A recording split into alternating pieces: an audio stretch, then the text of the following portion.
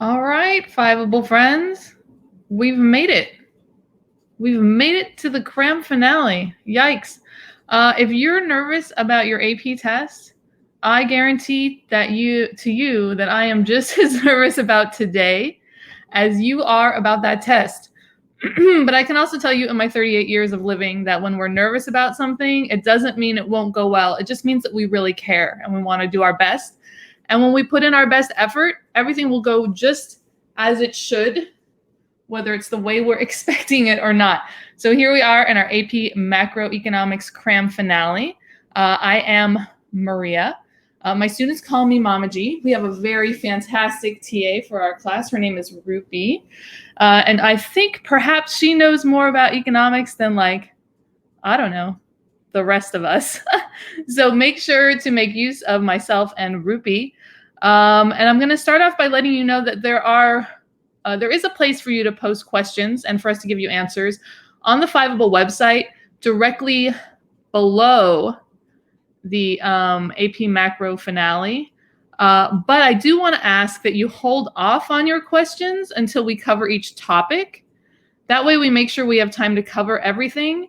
I'll also let you know that if we don't get to your question in the question and answer during the finale, that doesn't mean we won't answer it. You just gotta give us a little while to catch up because we're only 2 people and we heard there could be like 400 of you. So we're gonna do our absolute best. I also ask something I've learned from all my years on the internet, that it's also good to check back and see if somebody's already asked a question that you're thinking of asking. And that way we don't have to answer things multiple times. But we are here to help and would be happy to help you with anything you need. All right, so here we go, I think.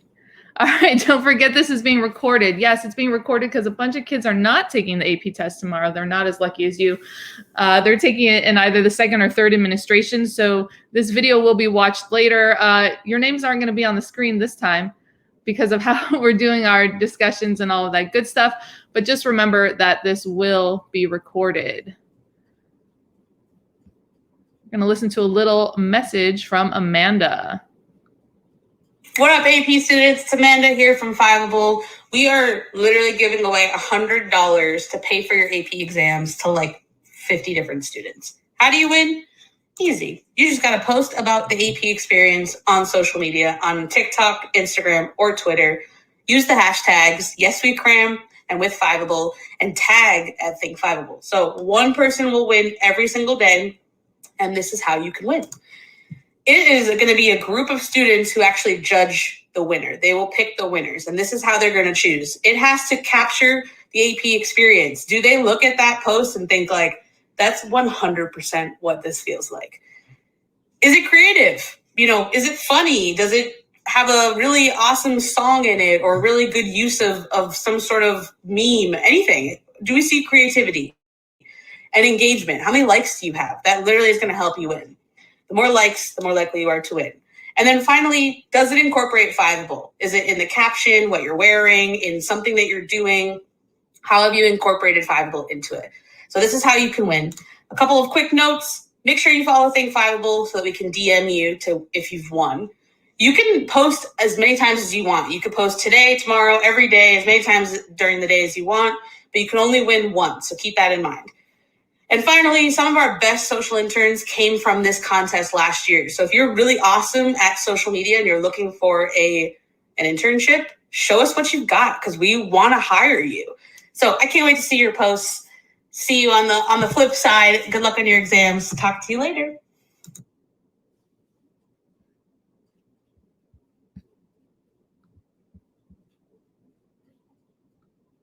What up, AP students? It's Amanda here from Five. It doesn't matter how many times I practice that, my lovely econ friends. I always end up starting Amanda twice, but that's okay because we love Amanda. Don't forget that you can connect with Fiveable at Think Fiveable on Twitter, Instagram, and YouTube, and on our glorious website. So coming soon, your AP exam. For some of you, that soon is, I don't know, tomorrow. And for others, that soon is in like a week or two. And for even others, a couple weeks after that. But I just want to assure you, which I will do many times today, that this is an AP exam you can pass. 100% passable, No matter what you know right now, you're going to be okay. So today we're going to go over test basics, test tips, key graphs. We're going to go through all 6 units of macro. Are we going to do a deep dive on all 6 units of macro? Yeah, no, it will be impossible to go that far into it, but we will do an overview of all of them. And we're going to do some FRQ practice, and it's going to be fantastic. Okay, first of all, AP Macroeconomics test structure. As hopefully you know by now, there are 2 parts in your AP Macro test. I hope you also know that your AP Macro test is much shorter than many of the other AP exams. In the first section, you're going to have 60 multiple choice questions and 70 minutes to answer them. So you have a little bit over a minute per question. It is going to be worth 2/3 of your exam score, so it's pretty decently weighted. I want to remind you guys that if you are taking the digital exam, you are not going to be able to go back and forth between the multiple choice questions. So don't rush through them, because there's not going to be that, oh, I have 15 minutes at the end, I'm going to go back and check all my answers. It's not going to work that way. So take your time with them, but be cognizant of the time. Something that I like to do, and I've done it for today, is I've kind of set up little mini marks of where I want to be. I do this when I run as well. So if I'm going to run a 5K, where do I want to be at 10 minutes? Where do I want to be at 20 minutes? You can do that with your 60 questions and your 70 minutes. That way you don't find that you've rushed too much. And also that way you don't find that you have not used your time wisely. That way you don't end up at the end and see that you have 15 questions left and no minutes. But also a friendly reminder that you should leave nothing blank on the multiple choice section. If you do come to a question that you do not know the answer to, obviously you want to come up with your best guesstimate. But if you still have no idea, answer it anyway. Answer it anyway, because there is no guessing penalty on the AP exam. So leaving it blank is a surefire 0, but putting anything down gives you a 1 in 5 chance of actually getting a right answer. So 60 questions, 70 minutes. All right, I am trying to multitask here, and there are so many things coming through on chats. Thank God for Ruby. Okay, section 2, free response. You have 3 questions in the free response section and 60 minutes to answer those 3 questions. They're worth 1/3 of your exam score. This is the difference between getting a 3 and a 4 or 4 and a 5, is how well you can answer these free response questions. And while they might seem scary at first, I actually think the free response questions are easier than the multiple choice, because there's only so many things that the College Board can ask on these questions. A really great tip in the copious time you have before your exam is to go back and look at the released questions at the minimum for the last 5 years. But if you can go back 10 years, even better. You will see when you do that things tend to repeat, and that if you know how to do certain things, you'll be in pretty good stead. So let's talk about the free response a little bit more. In those 3 questions, one of them is a long question. Okay, it's going to be worth 50% of your free response section, which makes it worth about 1/6 of your total exam score. On your paper and pencil exam, that's the one that's happening tomorrow. It's the first question. For those of you taking the digital exam in either the 2nd or 3rd go around, it's the last question. They recommend that you spend about 25 minutes on this question. So keep that in mind. If you're taking the paper and pencil exam, you're kind of lucky because you can go back and forth between the free response questions. If you are taking the digital exam, it is my understanding that just like you cannot go back and forth on the multiple choice questions, you cannot go back and forth on the free response sections. Let's see right here. Oh, I need to turn on my captions. This is me paying attention. Captions. Haha, now we have captions. That's so fancy. Shout out to Jenny. I call her my almost boss at Fiveable, and she reminded me to do that. So in addition to your 1 long free response question, you have 2 short ones. Each one is worth 25% of the free response total. And those you should spend about 12 or 13 minutes on. Okay, so here we are. When you are writing in your free response section, you want to sound like you actually took AP Economics. And in order to do that, you want to use the lingo or the vocabulary that we use in macroeconomics. So sometimes I catch myself not using the lingo, and it's not the end of the world, but you want to try and look as smart as possible. So you don't say that the graph moved. You say that the curves shift. You don't say that things go up or go down. They increase or decrease. Here's another example. People started buying more stuff. I mean, you can write that on your AP exam, but how much smarter will you sound if you write consumer spending increased? Because now we're using the vocabulary of macroeconomics. Okay, so we're going to do our best when you're answering these free response questions to use these macroeconomic terms to show that AP reader that you know exactly what you're talking about. So these are the key graphs that you need to know for the AP macroeconomics exam. I want you all to sigh a huge sigh of relief right now, unless you're also taking AP Micro. But the AP Micro list is twice as long as the AP Macro list. So let's be happy that we only have these key graphs. The aggregate model, 100% will show up on that test. I guarantee it, most likely in a free response question, but possibly also in some multiple choice questions. The loanable funds market and the money market, those aren't so bad because if you know one, then you can pretty easily figure out the other. They connect very much so to supply and demand. The Phillips curve is a family favorite right now in our current economy. The Forex market, where people get a little confused, but don't worry because we're going to go over that one in a few minutes. The business cycle, not a graph, but a diagram, and one that you should understand and know because there will be some kind of question about it somewhere on the AP test. And then just the basic supply and demand. But if you have the aggregate model down, then supply and demand is no big deal. So let's go ahead and go through some of these graphs. Here is our aggregate model. In the last 10 years, I would say 80% of the time, question one, that long question on the AP macro exam, has been about the aggregate model and being able to draw said model. So I also want to remind you guys that if you have not taken the time to just draw out all of those graphs on your own without cheating and looking at your book or at your notes or whatever, then you're doing yourself a disservice. So if there's only one thing you do between now and your AP test to improve on your macro score, it should be taking the time to go through that list that I had posted and making sure that you can draw each of those graphs. So go through the list and you're like, aggregate model. All right, let me draw the aggregate model. Draw it out. And then draw the next one and the next one and the next one. And then go back and check them with the graphs and make sure that they are correct. One of the most important places where they need to be correct is in the labeling of the axes. Oh, I'm going to go all math teacher here on you. Okay, so that up and down line, the y-axis, that one here on the aggregate model needs to be labeled price level. And the x-axis, that's the sideways one, needs to be labeled real GDP. How important are these labels? So important. If you were taking that paper and pencil test tomorrow, you literally get points for properly labeling your axes, which means you will literally lose points if you do not properly label them. It's the easiest thing to do because it just requires memorizing those 7 graphs. You don't even need to know how they move in order to properly label them. So make sure you have those labels down. Here we have our aggregate model.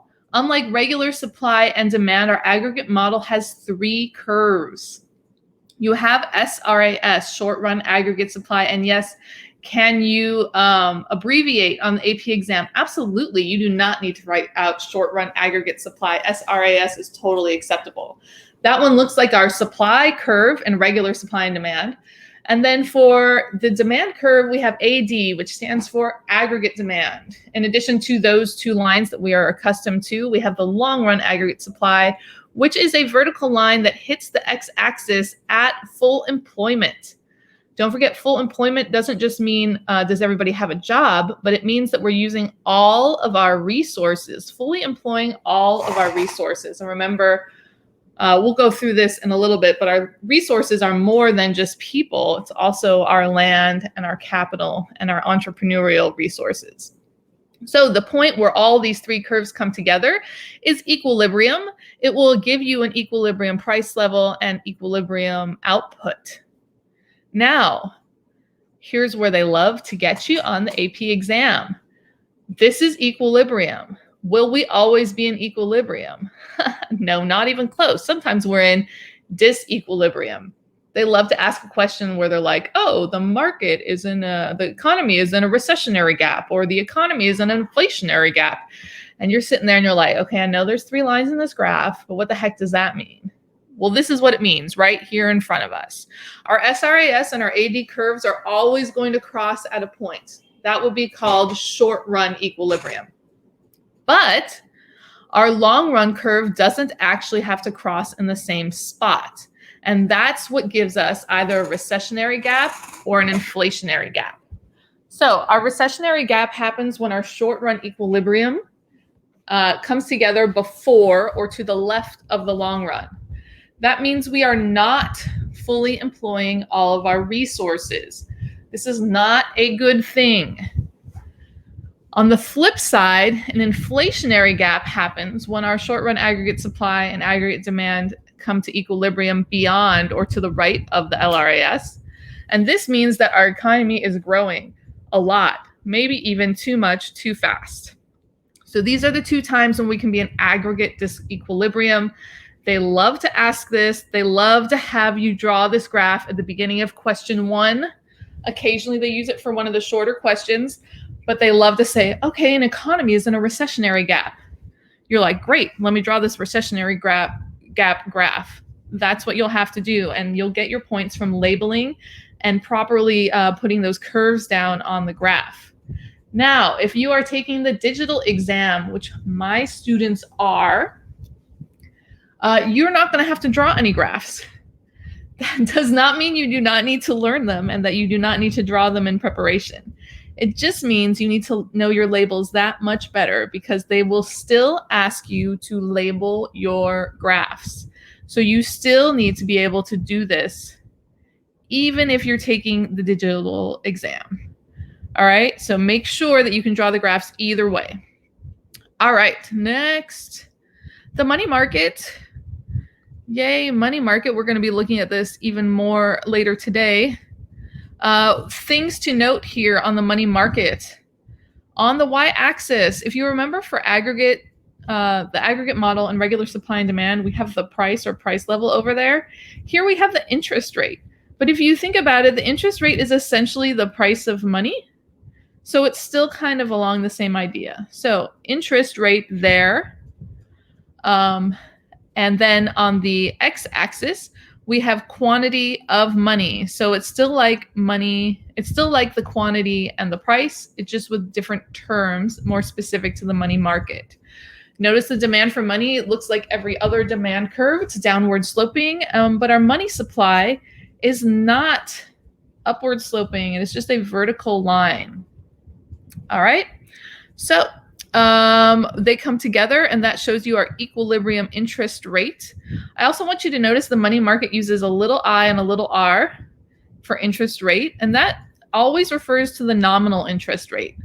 Here we're just asking for what the interest rate is. We're not worried about the real interest rate or what it is when it's adjusted for inflation. However, when we get to the loanable funds market, our next graph, notice now that our cost of money is now the real interest rate, not the nominal interest rate. So we have RIR on the y-axis, and on the x-axis, we have the quantity of loanable funds, again there with the price and the quantity model. This one looks a lot more like a regular supply and demand graph. You just need to remember that it's demand of loanable funds, supply of loanable funds. Where they come together is equilibrium, and that tells us what our real interest rate is. If you remember, real interest rate means that it has been adjusted for inflation, and we will talk more about that later. All right, next graph. The Phillips curve. The good old Phillips curve, which is like exceptionally important right now in our current economy. So the Phillips curve is a little bit different than our other graphs because we're not looking at necessarily price and quantity. we're looking at this trade-off between inflation and unemployment. This graph tells us that we can't have low inflation and low unemployment at the same time. Isn't that sad? We kind of have to choose between the two. All right, so notice that our y-axis is labeled inflation rate, our x-axis unemployment rate. Our LRPC is our long-run Phillips curve, and that sits right at the natural rate of unemployment. Our short-run Phillips curve actually looks a lot more like a demand curve, as there is that inverse relationship between inflation and unemployment. And we'll talk more about those other points later when we get to that part of the review. Foreign exchange market, sometimes called Forex. We joked around here throughout our Cram sessions, which normally, by the way, have like 12 people. And today there's 194 of you. So I'm trying to stay off the screen that tells me how many of you there are and just focus on the econ in front of me. But the good old Forex market, those are those people that come bug you on Twitter and Instagram, and they're like, we're going to teach you how to do currency trading and you're going to be rich like me. Those are all scams. And today we'll learn about the actual Forex market, and you can do with that information as you wish. Here in our Forex market, the most confusing part of drawing this graph is knowing which currencies to put where when it comes to labeling our axes. So the foreign exchange market graph that we're looking at right now is for US dollars. How do I know that? Because on the x-axis, it says quantity of US dollars. The College Board will tell you what Forex graph they want. They will say the market for whatever. Whatever they ask you for, the market for Canadian dollars, the market for euros, the market for US dollars, that is the quantity that is going to go on that x-axis. But they're always going to ask you about it in terms of another currency. Otherwise, it wouldn't be foreign exchange, right? So that second currency is going to go on the y-axis, but like a fraction above the currency we're talking about. So if you look on this graph, there's a euro symbol. Do you need to memorize the currency symbols? No, but I'm letting you know that's a euro symbol. And you can't see it so well, but there's a line between that euro symbol and the dollar. So that's euros per US dollar. So if they were asking me to compare the yen and the Canadian dollar in the market for Canadian dollars, I would have yen over Canadian dollar on my y-axis, and I would have quantity of Canadian dollar on my x-axis. So whatever market they ask you for is the one that's going to go on the x-axis, and on the bottom half, or the denominator of your fraction, on the y-axis. That is the most confusing part. After that, it's pretty simple. You have supply and demand. They look like every other supply and demand graph you've ever seen. And when they come together, you have the exchange rate. And that is what you need to know about that one. All right. Here's my non-graph graph, the business cycle. This is definitely not a graph. One of my students asked me if they would need to be able to label this on the AP exam. And I have this like old adage I use when I teach AP Macro and Gov and World. And I go, if I tell you it's not going to be on the exam, then that pretty much guarantees the College Board will put it on the exam. So do you need to be able to label this? I don't know. Should we be prepared to label it? Absolutely. But it's really easy. There's only a few things here. Obviously, at the top, we have our peaks. And the bottom in the middle is our trough. That's when we're in a recession. When we go from our peak to our trough, we are contracting. You can connect that with the idea of contractionary monetary and fiscal policy. And when we move from our trough to our peak, we're expanding, expansion, like the expansionary monetary and fiscal policy. So this connects quite a bit with other concepts that you need to know for macro. So it should be relatively easy to remember. As we're contracting, we're moving into recession. As we expand, we're moving into recovery, or moving through recovery. Okay, supply and demand. I threw this one here in at the end. It's the most basic of all the graphs, so I'm sure you all know it. But on our y-axis, we have price. On our x-axis, we have quantity, supply going straight up. No, it's not straight up. It's positively sloping. Our demand is negatively sloping. They come together at equilibrium. The big difference between this and the aggregate model, other than the addition of the LRAS, is that here it is price, and in the aggregate model it is price level. Here it is quantity, and in the aggregate model it is real GDP. Okay. Woo! The good news is we got through that faster than I had anticipated, which gives us more time for other things. So we're going to take a second. We're all going to take a deep breath because we're going to go back to Unit 1. And in Unit 1, we're going to talk about some of the things that I just showed you in a tiny bit more depth. So Unit 1 is not super heavily tested on the AP exam directly, but it is the foundation or the basis for all of the other levels. It's kind of like, hey, do I need to know how to add and subtract on the AP Calculus exam? Well, in itself, it's not on the exam, but you can't do the calculations you need to in calculus if you don't know how to add and subtract. So you can look at this as the foundation for the rest of your econ knowledge. Don't just gloss through it because that will be a disservice later on in your studying and when you're taking that exam. Here we go. Scarcity, which my students love to call scarcity, I think just to annoy me. But scarcity comes from the word scarce. That's when we don't have enough of something. So the fundamental problem of economics is scarcity.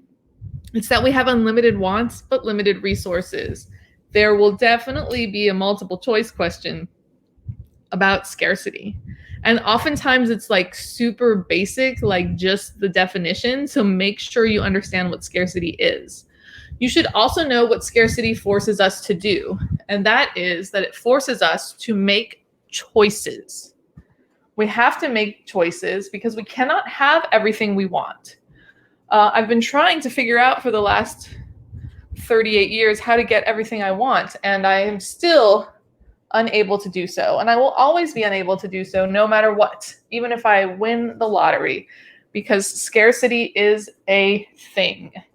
Everyone faces this problem, rich, poor, famous, infamous. We all face the problem of scarcity. Here we go. We have unlimited wants. We tend to say that we need something, especially teenagers, especially Americans. We need this. I need a new cell phone. I need this. I need those Jordans. I need a PS5. At the end of the day, we don't need most of the things we say we need.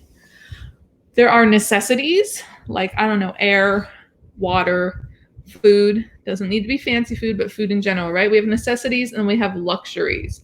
So ever since I started teaching econ, I think a lot harder when I say the phrase I need and ask myself, do I actually need this or do I want this? Two different things. Luxuries are all those things that we don't need, but we would really like. And that list is long. It's very long. All right, limited resources. We have unlimited wants, but we have limited resources. This is a quick reminder that there are 4 categories of resources: land, labor, capital, and entrepreneurship. So land is everything that comes from the earth. That includes like cows and trees, diamonds, water, all those things are land. Labor is us, not just our physical abilities, but our knowledge and skills that we possess.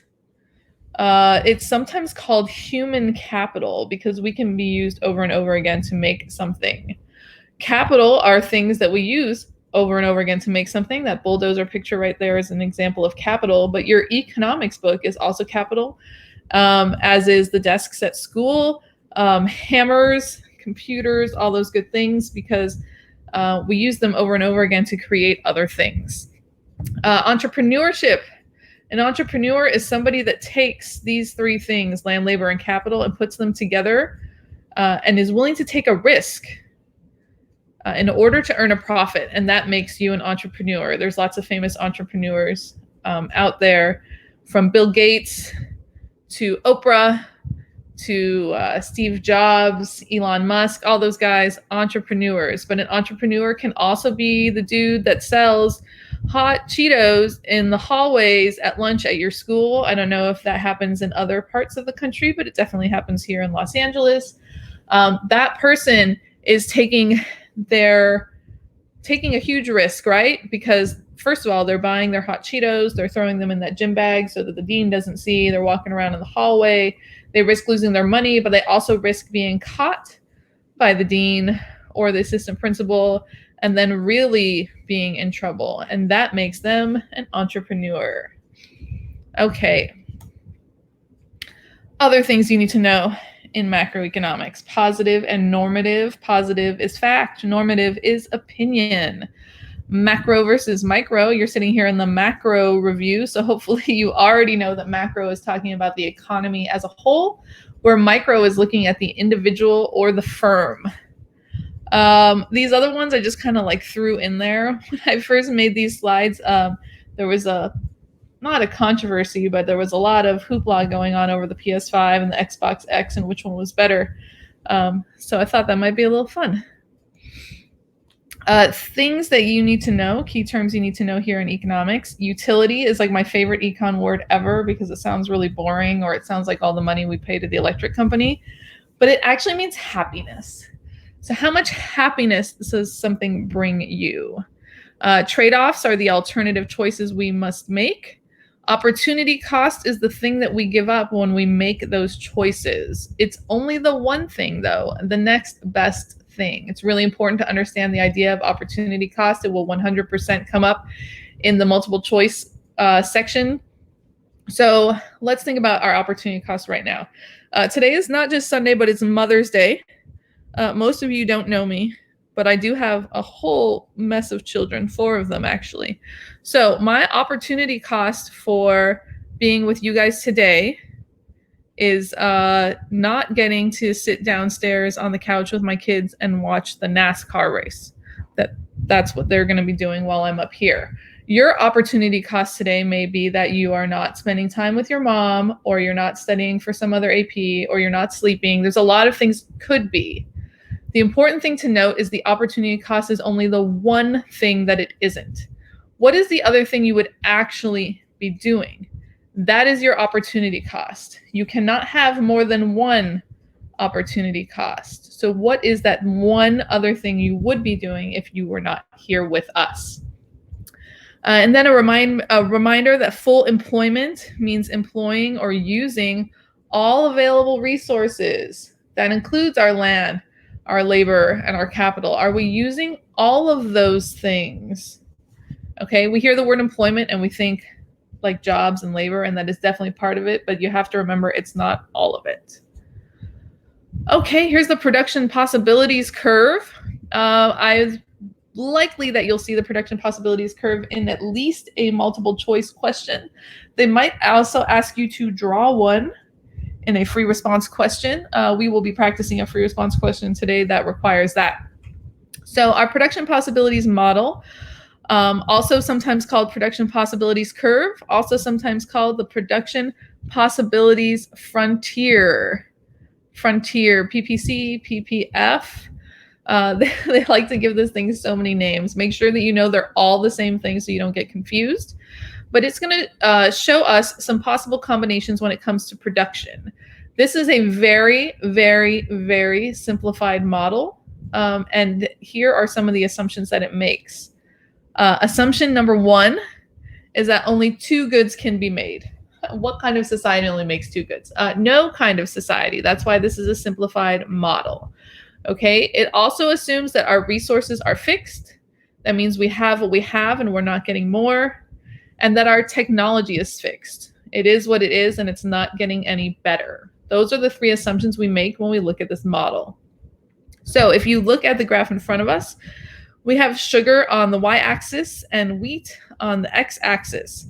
So if I make 100 sugars, that's there up at the top at point A, I can make 0 wheats. Yes, if I make 90 sugars at point B, I can make 40 wheats. Okay, if I make 80 sugars, look at that point out there, point G. It says I can make 90 wheat. Oh, well, it's lying to you because points outside of that line, yeah, that's not a thing. The only way we can achieve something outside of the PPC is either we have economic growth and the PPC itself moves, or we trade. All those points along the line, though, A, B, C, D, and E, are all possibilities. Those are all efficient. They are all productively efficient. There's another kind of efficiency called allocative efficiency. And if you take micro, they talk a lot more about that there.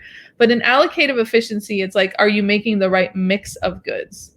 So productive efficiency is, are you using all of your resources, which would be anything on the curve. But the allocative efficiency questions how much you're making of each item. For example, if you were a society where everybody was diabetic, perhaps operating at point A while productively efficient wouldn't really be allocatively efficient because the last thing y'all need is so much sugar. Same thing if you are working in an economy where everybody is gluten-free, maybe you don't want all this wheat. So operating at point E wouldn't be allocatively efficient, even though it's still productively efficient. So once again, productive efficiency is using all of our resources. That means you're operating somewhere on the line. Allocatively efficient occurs at one point on the line, and that's, are you making the right mix of goods for your society? That point F there on the inside, that means we're not fully employing all of our resources, and you do not want to operate there. Okay, so let us move on. Okay, so the law of increasing opportunity costs. Yikes. That sounds scary. It's not really scary. It just means that when the production of one good increases, the opportunity cost of producing another good rises. So what you have to give up to produce the other good is going to go up. It is shown with a curve that is bowed out from the origin. And then you're like, what the heck does that mean? So let's go back a second. That curve is bowed out from the origin. Yes. The origin is 0.00 if you don't remember that from math, and it's bowed out, so it kind of looks like, I don't know, almost like when you're shooting a bow and arrow. Oh no, we went too far backwards. Okay, so why do we have a law of increasing opportunity costs? This is because not all of our resources are equally suited for production. So if you go back to your historical knowledge, and think about World War I and World War II, and when they took all those factories here in the United States and they switched them from making like pantyhose to making materials for our soldiers, they weren't able to get all the same, the resources that they had weren't able to transition as perfectly as we would want from the one item to the other. So they weren't as efficient as they could have been if they were making what the factories were originally suited for, but it didn't mean they couldn't switch production. It just had a higher opportunity cost.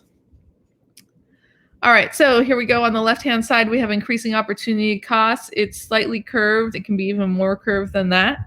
On the right side, though, we have constant opportunity cost, that straight line.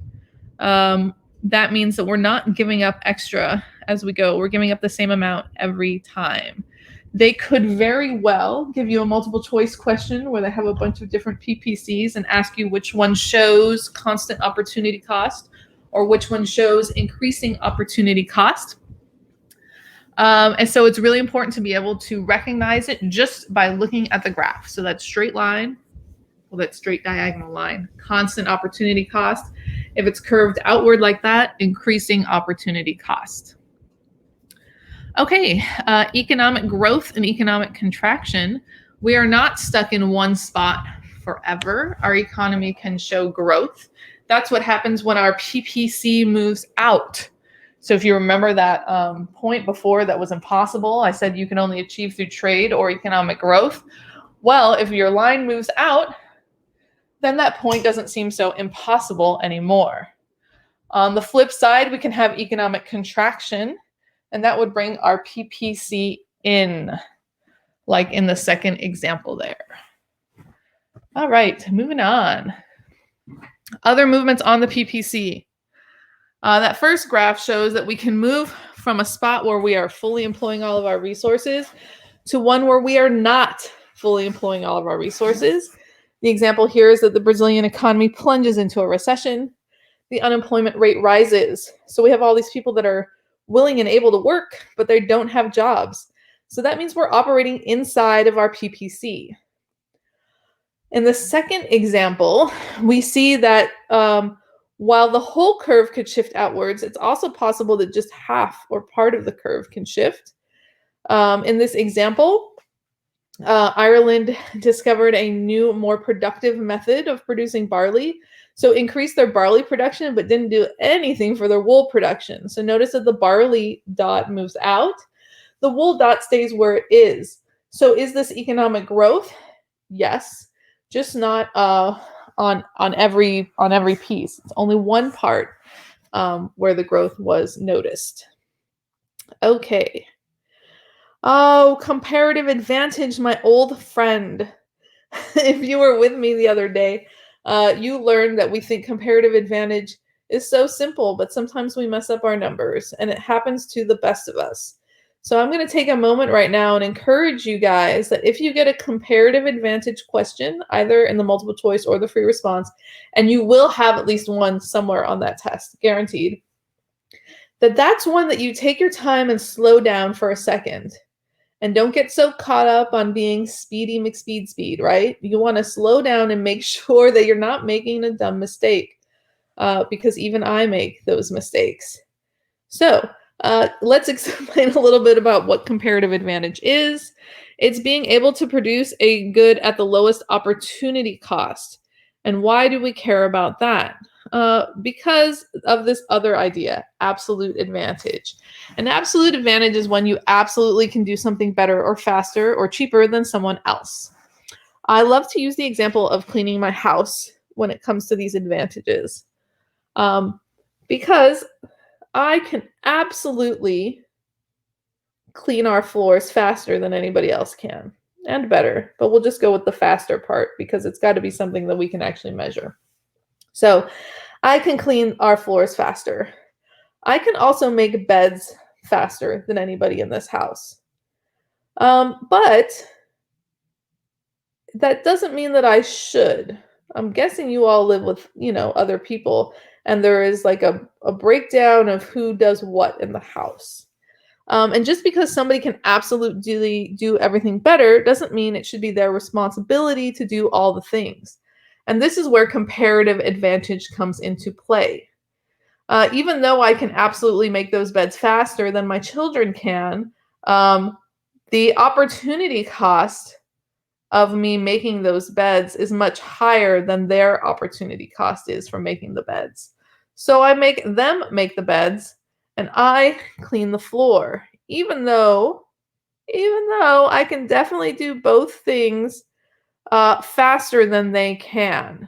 And this is going to be the case with production and things like that all across the world. One country will definitely, absolutely be able to make many products better than another country, but that doesn't mean that they shouldn't trade. And comparative advantage is how we figure out who should trade. So there are two types of comparative advantage problems that you might get. One of them focuses on output. So like how many of something can you make? The other one focuses on input, and that usually is oftentimes on the AP exam, a time question. So like, Maria can clean the floor in 45 minutes. Maria can make the bed in 15 minutes. And then let's pick on one of my children. Robert can clean the floor in 3 hours. Robert can make the bed in 30 minutes, And then they ask you who should do what. So let's take a look at that. Here's quantity. Here we have the United States and Canada. United States can make 18 oranges. Canada can make 8. At the same time, we could make 12 apples here in the US, or Canada could make 4. And then the question asks who has a comparative advantage in producing oranges. So you have to look for who has the lower opportunity cost, which is essentially what am I giving up? So here in the United States, if I'm making 18 oranges, I am giving up 12 apples. Okay, and then you have to do a little bit of math. 18 oranges, 12 apples. Oh, that's scary math, right, guys? No, not really. So for every 3 oranges, I am giving up 2 apples. So my opportunity cost is 3 over 2, 3 halves. Oh, fractions are best friend. Don't be afraid of these fractions, you guys. They're totally our friend. Okay. Also, of course, Canada can make 8 oranges or 4 apples. So for every orange Canada makes, they're giving up half an apple, right? Yeah. So if they can make 8, they give up 4. If they make 1, they give up half. So then the question is, who has the comparative advantage in producing oranges? Well, the US is giving up 2/3 of an apple, and Canada is giving up half an apple. Half is less than 2/3. So Canada actually has the comparative advantage in producing oranges. All right, next one. Specialization with time. This is like what I was talking about with cleaning in my house. Who can do things faster? So with the numbers on the last slide, we wanted to know who could make more of something, but now it's like we want to know who can do things faster. So you have to be prepared to look at both things. Here in the United States, I can make a truck in 4 hours or a car in 2 hours. So if I make a truck, I'm giving up 2 cars because in the 4 hours that it took me to make the truck, I could have made 2 cars. In Canada, it takes me 3 hours to make a truck, but only 1 hour to make a car. So to make 1 truck, I'd have to give up 3 cars. So who gives up less cars to make a truck? The United States. Okay. I thoroughly encourage you to slow down when you answer those comparative advantage questions and ask them to yourself like that. Go through it step by step. Okay, I'm making 4 trucks. I'm sorry, I'm making 1 truck and it takes me 4 hours. In that 4 hours, how many cars could I have made? Slow it down, break it down so you don't make any silly mistakes. Okay, oh boy, demand. Here we are with demand. Finally, we're getting to the good stuff. Okay, so demand is the different quantities of goods and services that people are willing and able to buy. It's not just about wanting something, it's about being able to buy it. Okay, so like we all say we want diamonds or Teslas or new computers or PS5s, but if you're not actually able to buy those things, then you don't actually demand them. We always start with demand because demand is like second nature to us because we're all consumers. So we kind of understand the logic behind the different determinants of demand that we're going to look at. The first bit of logic is right here. The law of demand shows us that there's an inverse relationship between price and quantity. So when something is cheaper, we demand more of it. And when something is more expensive, we demand less of it. Totally natural thought, right? The cheaper something is, the more macro or microeconomics is realizing the difference between demand and quantity demanded. And once you learn this, it'll make it a lot easier to understand the difference between supply and quantity supplied. So demand is that whole line, the whole curve, okay? The whole thing. Quantity demanded, on the other hand, is only one of those points, like point A or point B or point C, right? It's only one point. If quantity demanded changes, you're going to move from one point to another along the curve. And the only thing that can change quantity demanded is price.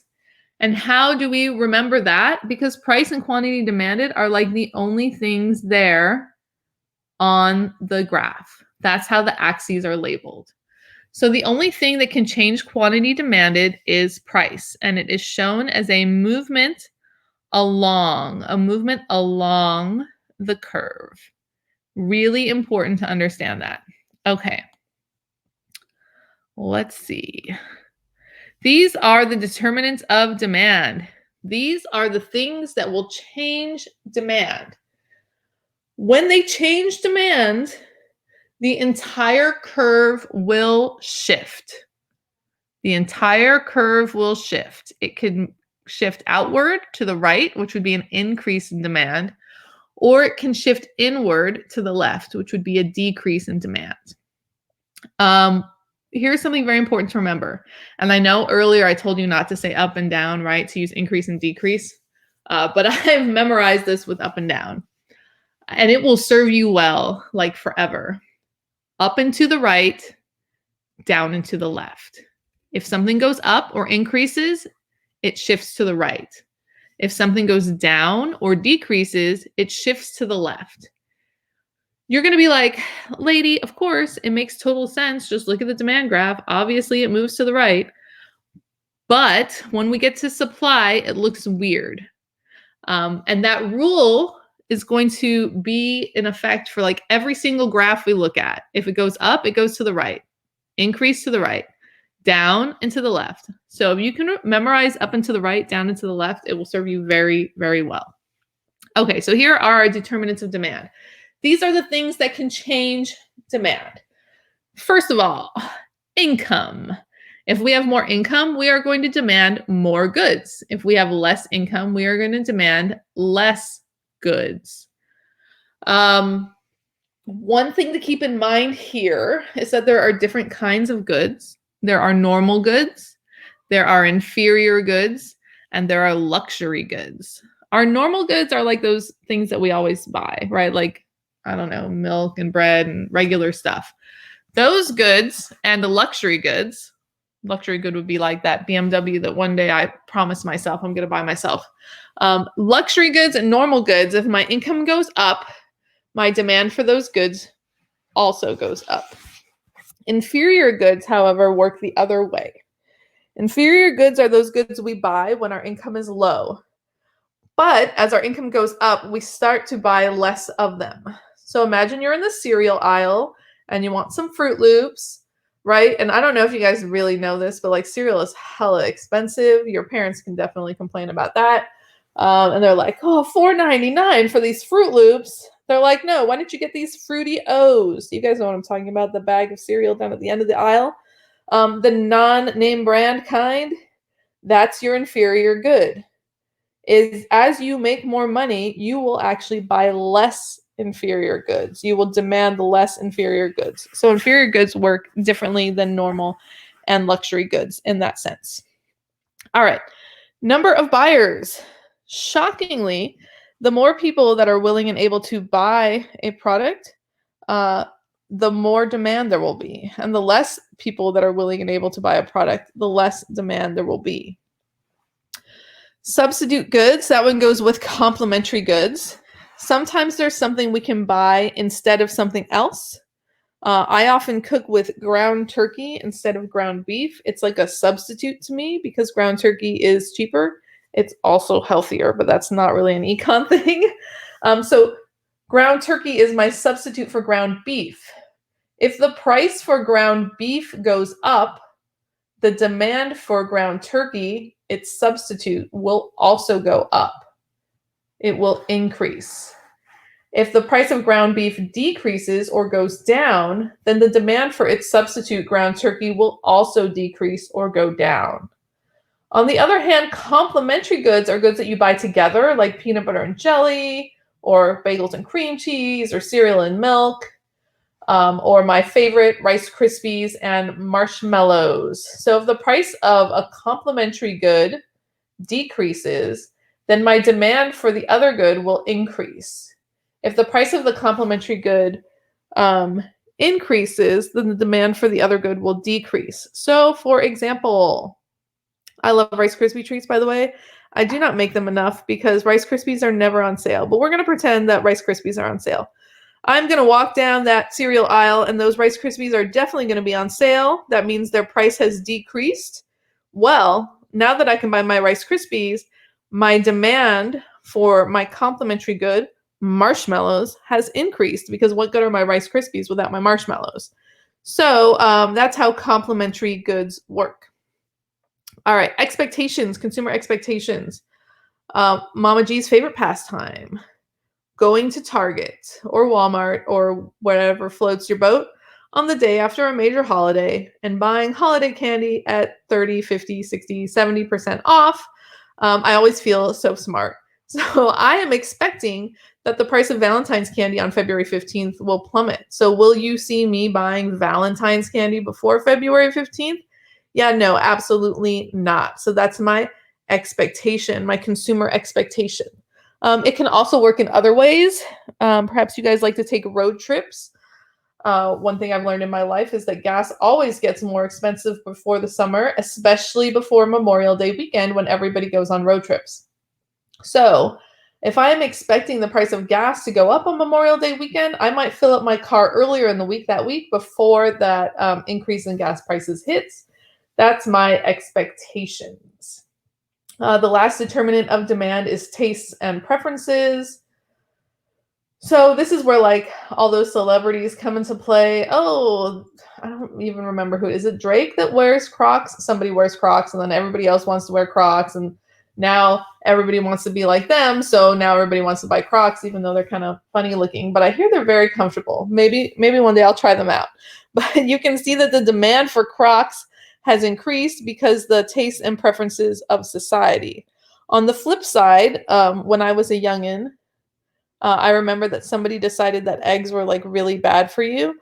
And everybody was like, oh, I cannot eat eggs anymore. They're going to give me heart disease. And so like everybody stopped buying eggs. The demand for eggs went down. And then the Egg Council, which is, yes, a real thing, had to come together and make ads telling us that eggs were not going to kill us and not make our cholesterol high. And then they called it the incredible edible egg. And we watched all these commercials and then we were like, oh, eggs aren't going to kill us. And so the demand for eggs went back up or increased. Okay. And that is tastes and preferences. Okay. Now we're going to talk about actually shifting the demand curve. When demand increases, our curve is going to move up and to the right. Okay. Up and to the right. It's increasing, shifting to the right. If our demand decreases, it's going to move down into the left. You can see the curves right there in front of you. Totally makes sense. Super logical.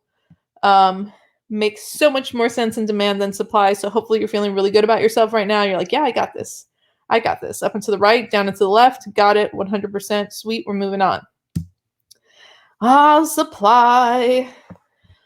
So supply is seen through the eyes of the producer and not through the eyes of the consumer. So you kind of have to shift like the shoes you're standing in when you think about supply. And this is the different quantities of goods and services that firms are willing and able to produce at different price levels. And this has a direct relationship between price and quantity because the more they can charge for something, the more of it they're going to want to produce. Okay, so that's why our curve is going upwards, right? It's soaring because supply starts with an S, so does soar. I forgot to tell you that the demand curve is downward sloping because they both start with D, which, by the way, is not an acceptable answer on your AP test, but it does help if you can't remember which curve is which. Okay, so here again, supply, quantity supplied. Just like with quantity demanded, quantity supplied is a point on the supply curve. Supply is the whole curve. The only thing that can change quantity supplied is price, and it would be shown by a movement along the curve. Okay, so quantity demanded, quantity supplied can only be affected by price. How do we remember that? Because price and quantity are the only two labels on our axes. All right, just like there were things that could change our demand, there are things that can change our supply. And here they are. They spell out rotten because supply is rotten. I'm kidding, it's not rotten. Just a little bit not as easy to understand as demand is. Okay, so first of all, resource costs. This is like a really big one, and it's going to come into play like a lot later when we do the aggregate model. So resource costs, the biggest resource cost we're going to talk about is wages, right? How much does it cost to employ people? So I want you to like really remember that one because we're going to talk about it so much more later. So the more it costs to make something, because however much it costs to buy the resources, the less of it you're going to make. So if my input prices or my resource costs go up, I am now going to supply less. If my resource costs go down, I'm now going to supply more. All right, other goods or the prices of other goods can also determine supply. If you see that a substitute or complement of your good has changed its price, you might change how much you manufacture of your good. Technology will also change supply. New technologies that allow us to make more, better, faster will increase supply if something really bad happens to technology. Like everything crashes, which is what we all thought was going to happen when it became the year 2000. It was like the Y2K fear. Everybody thought all the computers were going to like not be able to function anymore because they were going to think they were resetting to the year 1900. If that had actually happened, you would have seen lower supply. Of course, it turned out we were all freaked out for like a couple years for no good reason because nothing bad happened when it became the year 2000. But so you're not going to see technology go down very often, like lower. Mostly you're going to see technology increase. Taxes and subsidies. All right, we all know what taxes are because none of us like to pay them. And I don't just mean income taxes. I mean like sales tax and other things like that. So tax is when the government charges us something extra for a good. If there are more taxes put into place, the supply of a good will decrease, even though it is not the producer or supplier that pays the tax. They know that people will buy less of it because of the tax, and therefore they will produce less. A subsidy is almost like the opposite of a tax. It's when the government is like, we really want you to make this, so we're going to give you like extra money to do so. This happens a lot with agricultural products, especially wheat. Wheat is not super profitable, but like super important because wheat is like the basis for, I don't know, tons of the food we eat. And if farmers didn't have subsidies, like they wouldn't produce wheat because they don't make enough money from it. So the government pays them extra money in the form of a subsidy for the extra bushels of wheat they are willing to produce. So a subsidy is going to cause our supply to increase. Expectations for the future. Imagine you are a pumpkin farmer. It's difficult to imagine, but it is a possibility. Are you going to plant a bunch of pumpkins so that they all like need to be harvested in June? Well, no, obviously not. Nobody's buying pumpkins in June. People are buying strawberries in June. When do we buy pumpkins? In September, October, and November, especially in October. So when I'm deciding how I'm going to supply my pumpkins, I'm going to keep in mind like when people might actually be buying them. All right, those are my expectations. And just like there were a number of buyers over in the determinants of demand, there's a number of sellers over here in the determinants of supply. The more people produce something, the more of it there will be. The less people produce something, the less of it there will be. That one's pretty logical. All right. So remember when I said to memorize up and to the right and down and to the left, and you thought, I don't need to. It's really obvious. Take a look at these graphs. Our increase in supply up and to the right. Now, I don't know about you, but if I look at the line as it moves from that black line to that fiveable teal line, it looks like it's going down. But it's not. It's an optical illusion. That is an increase, and that is it shifting to the right. On the flip side, our decrease in supply kind of looks like it's going up, but it's not. I promise you. It is moving down and to the left. This is why we memorize up and to the right and down and to the left. Okay. Equilibrium is when our two lines come together and we say, yay, and everybody's happy. Okay, sometimes we're in disequilibrium, meaning things are done at points either above or below equilibrium.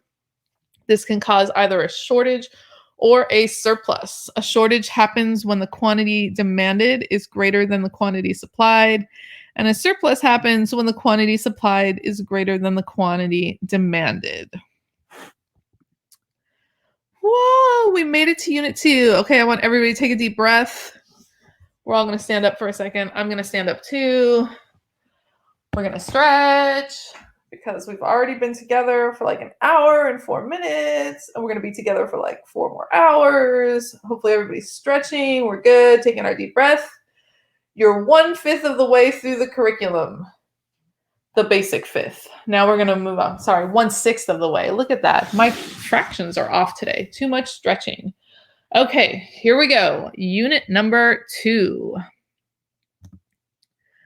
Oh, the circular flow model, my favorite. This shows us how these things move in our economy.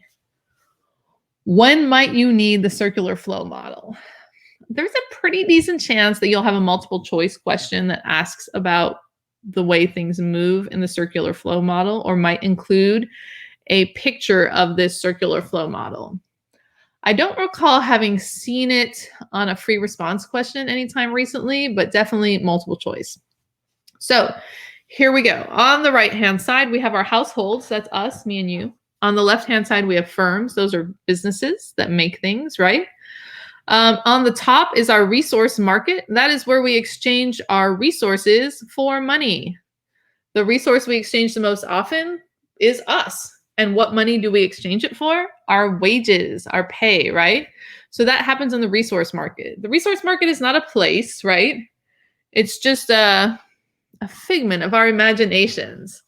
The product market on the bottom can be a place. It can be Target or Costco or eBay or the swap meet, but doesn't have to be a place. It can also be a figment of our imagination. But that's where we give our money back to the firms, and in exchange, they give us goods and services.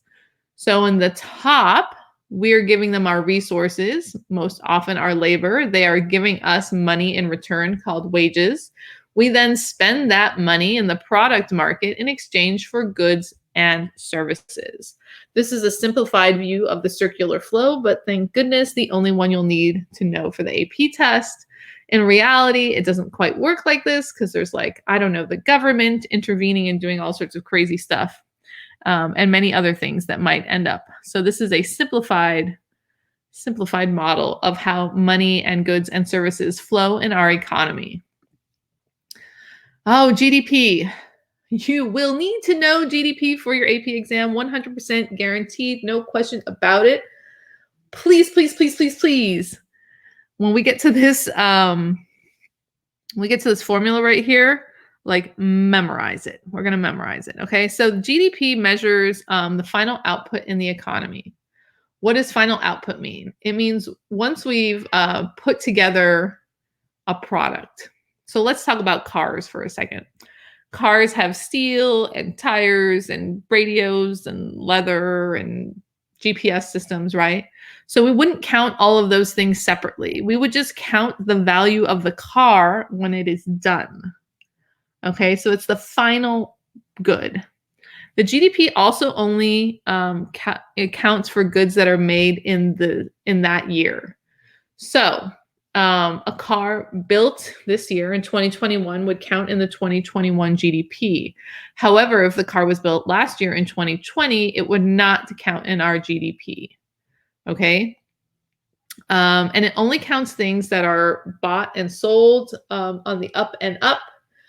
So anything exchanged on the quote unquote black market, which sounds like super scary and like drugs, but could just be that you bought a cake from your neighbor. Those things are not counted in our GDP. There are 3 ways to calculate GDP. And you will thank your lucky stars right now that the College Board and I prefer the expenditures approach because it's the only one that makes any sense. I'm just kidding. The other ones make sense too, kind of, but they're way more complicated. But you should know that they exist. So there's also the income approach, which is when you add up all of the income earned on inputs used in the product market. Definitely more complicated. And then there's the value added approach. And that's the value that is added to any good or service as it moves along. That one is super complicated. You just need to know they exist.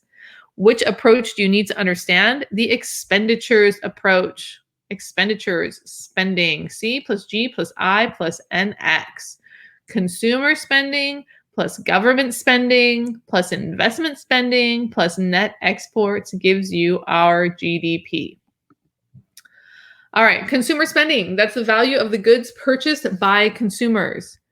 Goods that were made this year and purchased this year. So let's say my socks were made this year and I bought them this year. Count in the GDP? Yes. But those jeans that I bought, they were made last year. So do they count in this year's GDP? Heck no. But where would they have gone in last year's GDP? Into investment spending. So when businesses have excess inventory at the end of a year, that gets counted as investment spending because they are investing in their future by having inventory for the new year. Okay, consumer spending.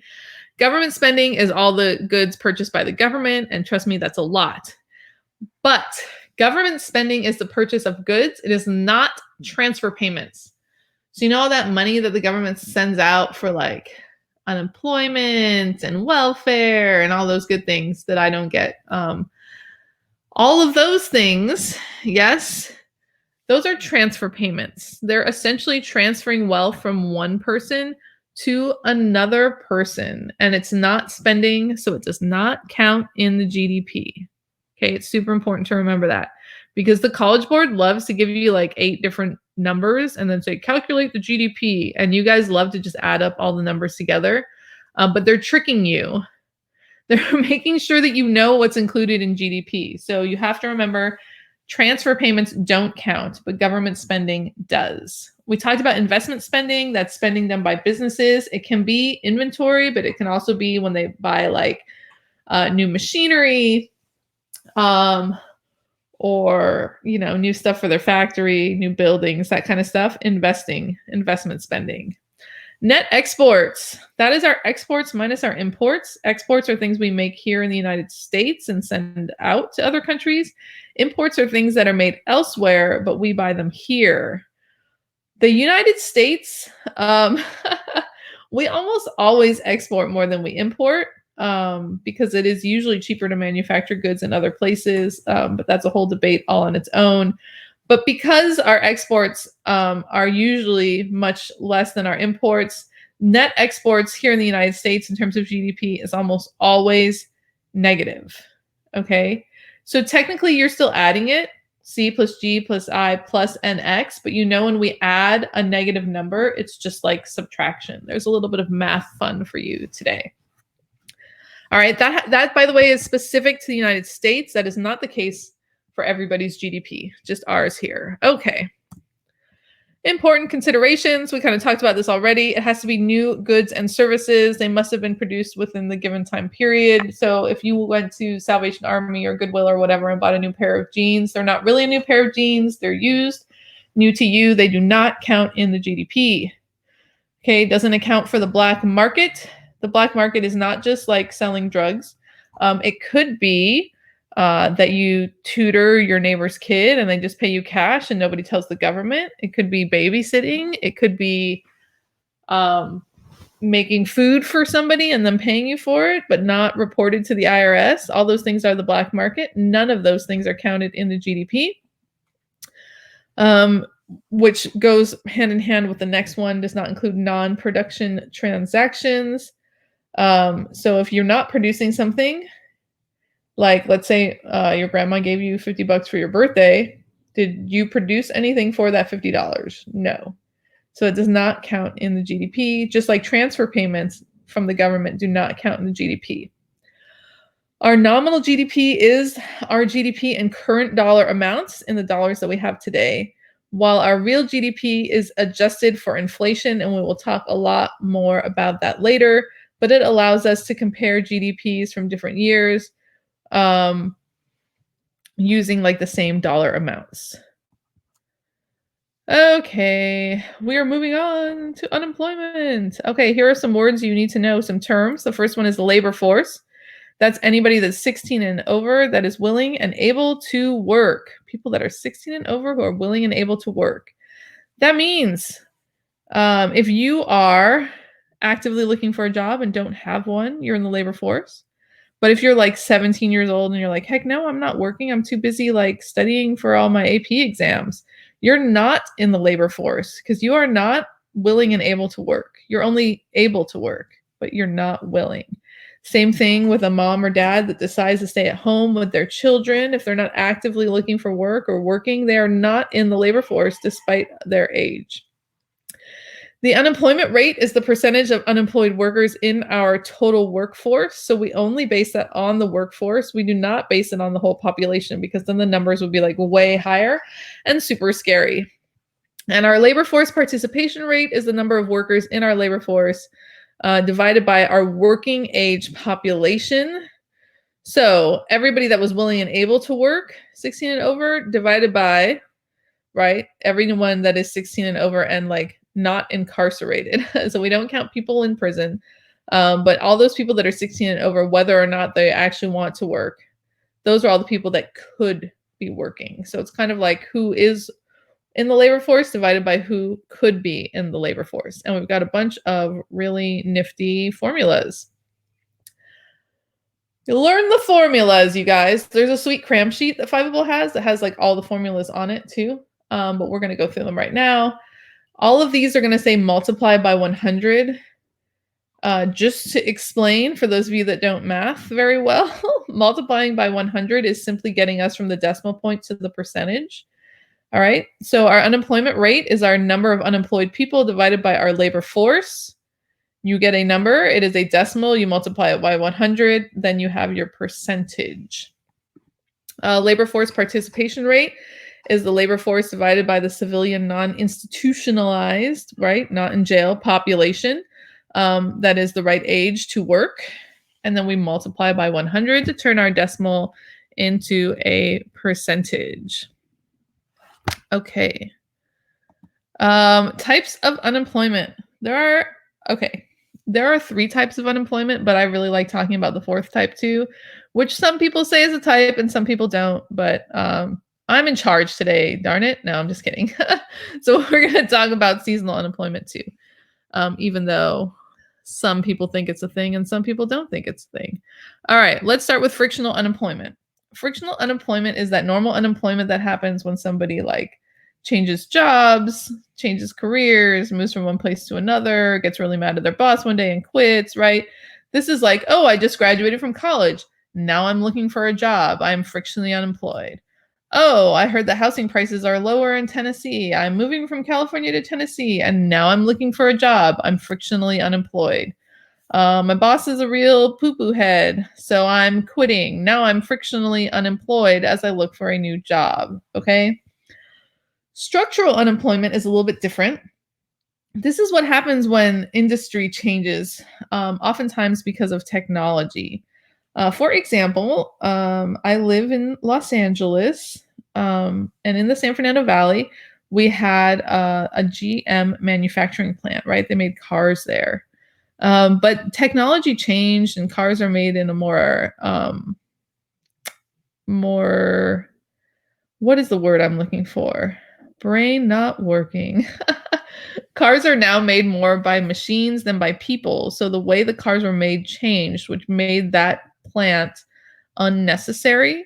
So all the people that worked at that GM plant unfortunately lost their jobs and the plant shut down. And now it's a shopping center that's called The Plant, you know, after the car manufacturing plant that was there.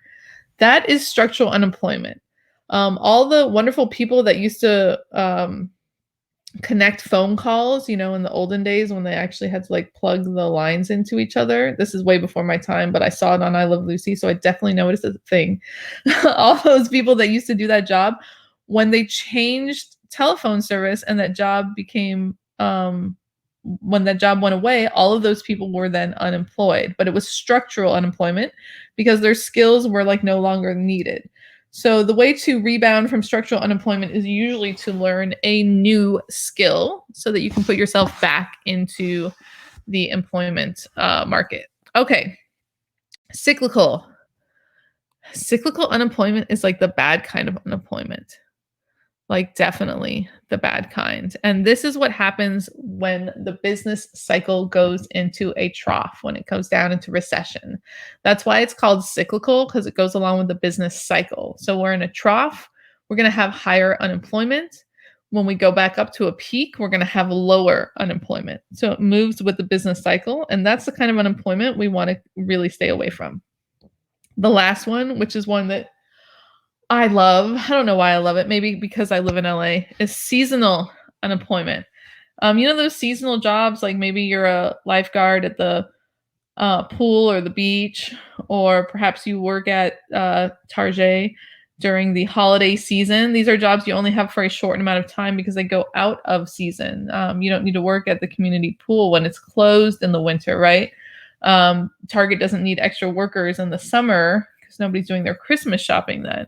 So those are seasonal jobs and create seasonal unemployment. All right.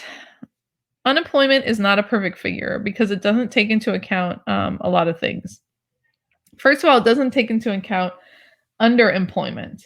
I'm sure you all know somebody who is trying to get full-time hours but can't, like they're only part-time, or somebody with like a PhD who's doing, I don't know, as a checker at the grocery store. They can't find a job that matches their education level, so they take any job. So if you're overqualified or you're not getting enough hours, part-time versus full-time, you are underemployed. Now, according to the government, you are employed because technically you are, but it really can skew the figures because it's all fine and good if everybody has a job, but if they don't have enough of a job that they need, then perhaps that's something we need to look at. It also doesn't take into account discouraged workers. And those are people that have looked long and hard for a job and haven't been able to find one. And so they just give up altogether. They wouldn't be counted as unemployed anymore because they wouldn't actively be looking for work. But in theory, they are still unemployed.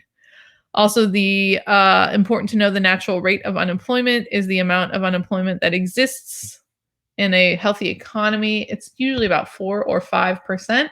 It's sometimes abbreviated NRU. So if the AP, the College Board, asks you about NRU, that's the natural rate of unemployment. And that is the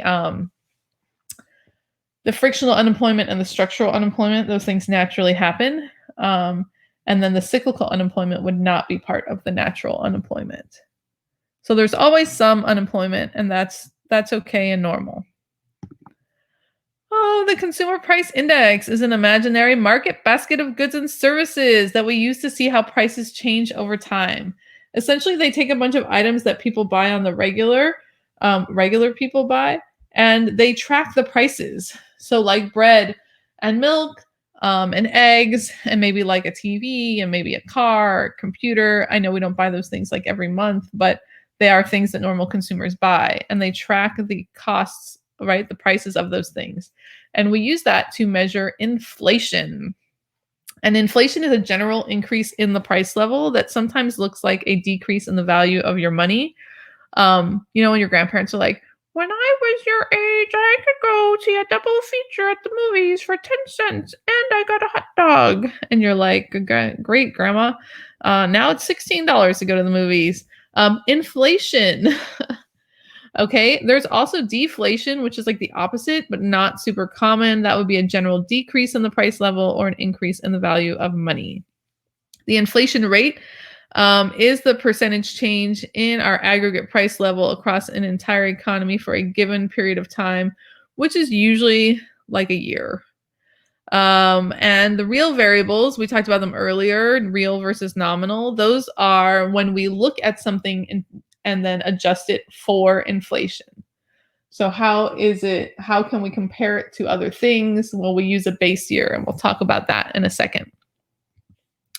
So when we calculate the CPI, we literally take the price of a good and a quantity and we add it up. You can see here in my little example, in 2018, oil was like $1, and in 2019, it was $2. These are not real prices, by the way, you guys. So our quantity doesn't change from year to year, but the price does. You can see in 2018 that it cost $100 to buy all those things, but in 2019, it cost $175 to buy all those things. To calculate our CPI, we would take the 2019 total, 175, and we would divide it by 100. That's our 2018 total. Then we multiply by 100. Just like with the unemployment rate, we're multiplying by 100 to get rid of decimals and fun stuff like that. And that takes us to 175, or an inflation rate of 75%. Wow, that is not a place I would want to live. where there's 75% inflation. Yikes. There's the formula again, the current market basket over the base year market basket multiplied by 100. For the most part, you might see questions about this in your multiple choice. Every so often, you'll find it in free response. They will give you friendly numbers because the College Board is nice. The base year market basket will oftentimes be 100 to make it easily dividable for you. This is a good time to remind you that if you're taking the pencil and paper test, you do not get to use a calculator, which is the normal way the AP macro test works. If you're taking the digital test, you do get to use a calculator. That is abnormal. They don't usually do that. But this year, they have no way of knowing whether or not you're using a calculator, so they just straight up said, use one. But they will give you friendly numbers. They will give you friendly numbers. Okay. Next, we have our inflation rate, which is our current market basket minus our year one market basket divided by our year one market basket. And that gives us our inflation rate, which in the other example was 75%. All right. Here we go. Limitations to the consumer price index. Substitution bias. So let's be realistic when we talk about this market basket of goods. There are things that we use like every day now that straight up didn't exist like 10 years ago or 20 years ago or 30 years ago. If you think about the cell phone that I had when I was in high school, which was not that long ago, I'm not that old, that cell phone didn't really do much. It was just a phone. There was a calculator on it, but it was just like rudimentary plus minus, right? Now, the phone that I have in my hand, this thing does a lot. It's essentially a computer. So how could I possibly compare the price of that Nokia that I had in 1999 to this Samsung that I have in 2021? Like, are they really the same thing? I mean, they're both cellular telephones, right? So that's one thing we have to look at. And you also have to look at things that like just plain old don't exist anymore. So the CPI at one point included VCRs. If you don't know what a VCR is, it played the VHS tapes. That's how we watched movies. And now people don't buy those. We don't even buy DVDs anymore, but it did go from VHS to DVD. And so for a while, DVD players were in there. And now people just like stream everything. Nobody's buying DVDs anymore. Maybe they have Blu-rays, but it all changes as technology has changed. So how can you compare those things? So that's one limitation of the CPI. It can overinflate the true inflation rate for sure. Another thing you need to know about inflation is that unexpected inflation, that means you don't know it's coming, can redistribute wealth, which sounds way more exciting than it really is. But essentially, like when a bank gives you a loan, they assume there's going to be a certain amount of inflation. And if there's more inflation, then you end up paying back that loan with money that is worth less than what they were expecting. So it's really good for you if you are in debt.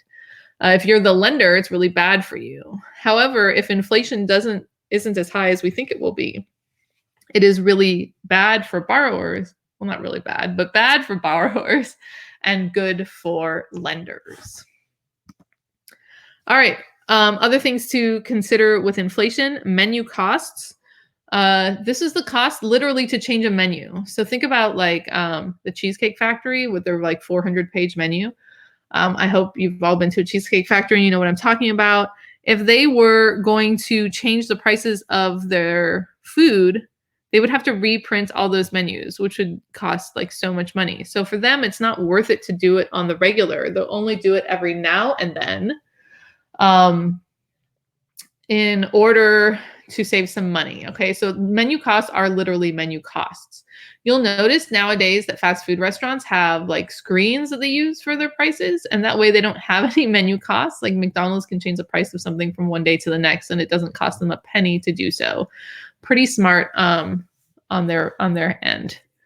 All right, shoe leather costs. These are the costs that you Has nothing to do with shoe leather, by the way. I never understood this one in terms of how it's named. The costs associated with trying to counteract the effects of inflation. So you're trying to like get around inflation, and in doing so, it costs you money.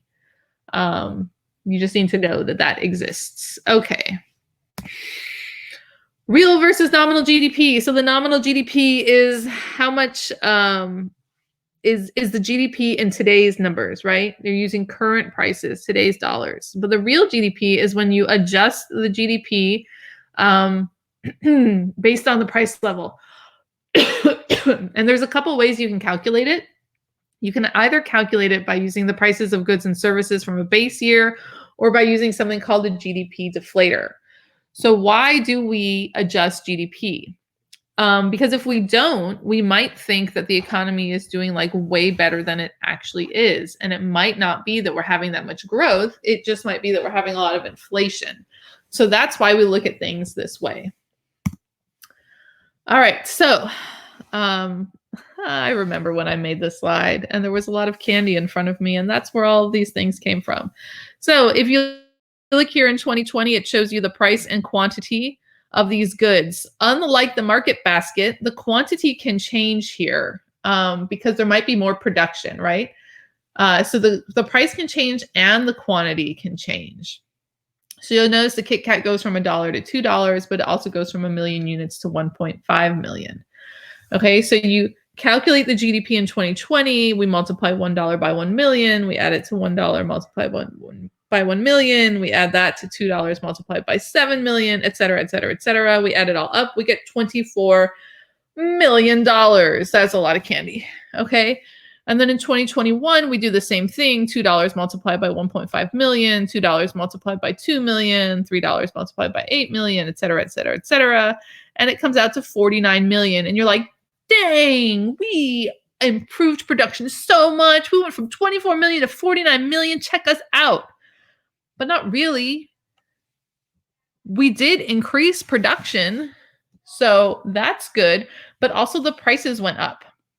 So one way that we can calculate the real GDP is to use the quantities from the current year with the prices from the base year. So that 1.5 million Kit Kats, instead of multiplying it by $2, which was our price in 2021, we might multiply it by $1, which was our price in 2020.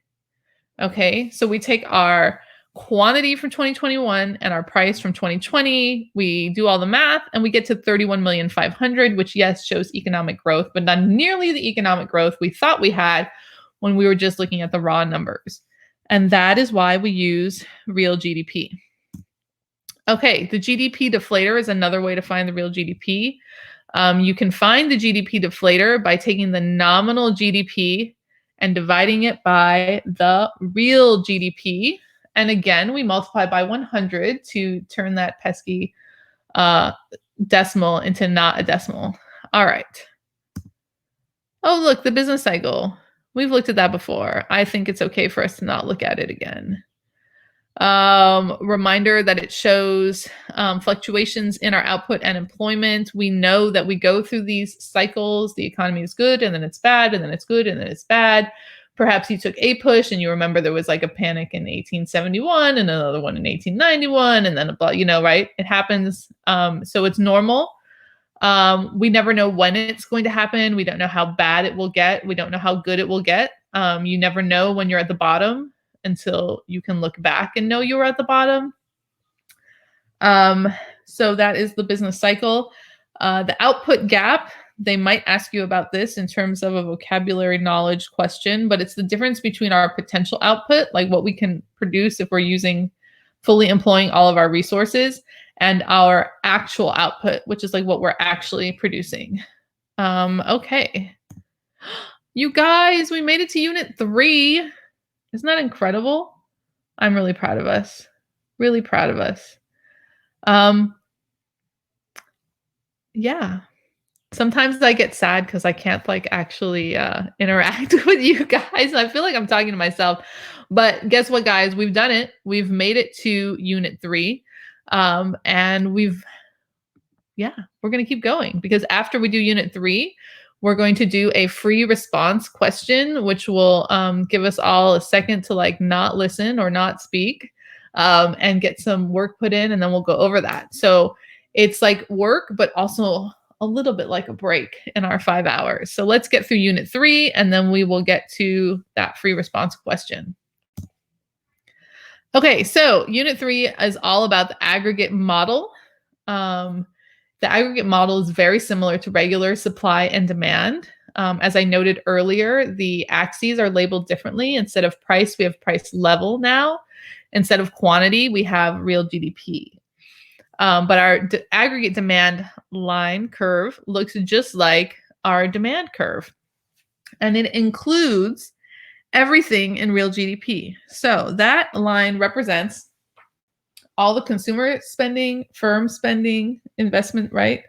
Government spending, CGI, all of those things that those people are willing and able to buy. It is everything together, aggregate, all together. When you look at supply and demand, you're looking at like the demand for MacBooks, or the demand for water bottles, or the demand for journals. You're looking at something very specific. But aggregate is like all of the stuff together, everything that people are willing and able to buy all together. Just like regular demand, there's an inverse relationship between price level and GDP output. When the price level increases, the quantity demanded decreases. Our line is downward sloping for 3 reasons. Do you have to explain these reasons? More often than not, you're fine if you just know that these things exist.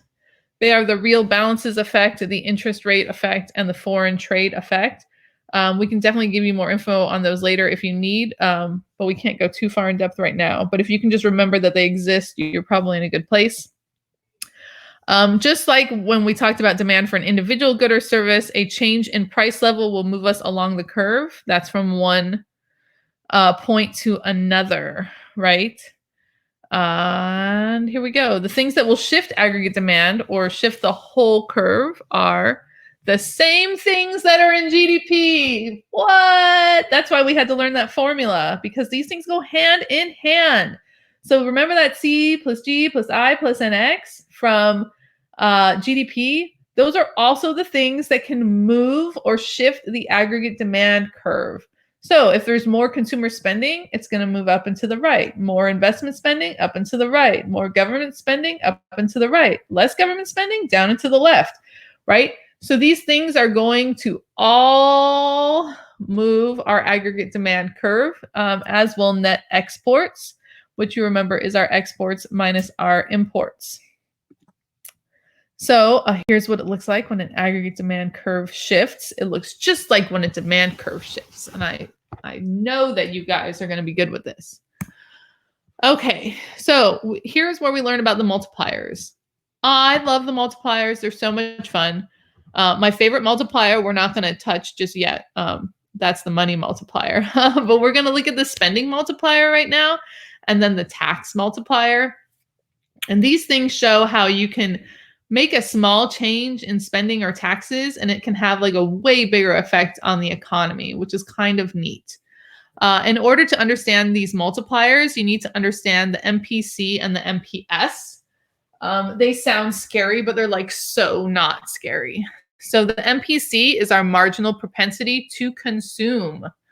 Okay, how much if we got some extra income, how much of it would we spend? So you know how we got like stimulus packages? Let's say you got $1,000. If you were going to spend that whole $1,000 and save none of it, then that would be, 1,000 over 1,000. And so your marginal propensity to consume would be 1. If you got $1,000 and you're like, oh, I'm going to spend 500 and save 500. Now you have 500 over 1,000. Your marginal propensity to consume is 0.5. The marginal propensity to save is the same idea, but it's not what you're spending. It's what you are saving if you have a change in income. And your MPC plus your MPS will always equal 1. They will often give you one number and not the other. So remembering that the two together equal 1 comes in much handy. Okay, so multiplier, the expenditures multiplier, which is also called the spending multiplier. Get it? Expend, spending. All right. This is the effect that your spending can have on the economy. So it is 1 over the MPS.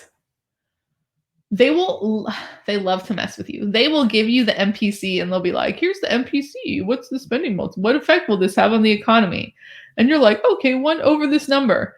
No, 1 over the MPS. Make sure you're using the right number. Remember, MPC plus MPS equal 1. So one can really easily be derived from the other. Make sure you are using the right one. Okay, 1 over the MPS will be the spending multiplier. I want you to notice on the next multiplier, which is the tax multiplier, that the MPS is still in the denominator. It's always in the denominator on both of these.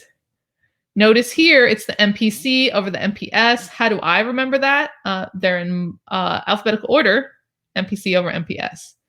And that's how I remember that the MPS is in the bottom of the other multiplier because I know they have the same denominator. All right, so you can come up with your own way to remember how the formula works, but it's really important to remember that and not to be caught off guard or confused by stuff that the College Board might do to you because they're tricksters, you guys, tricksters.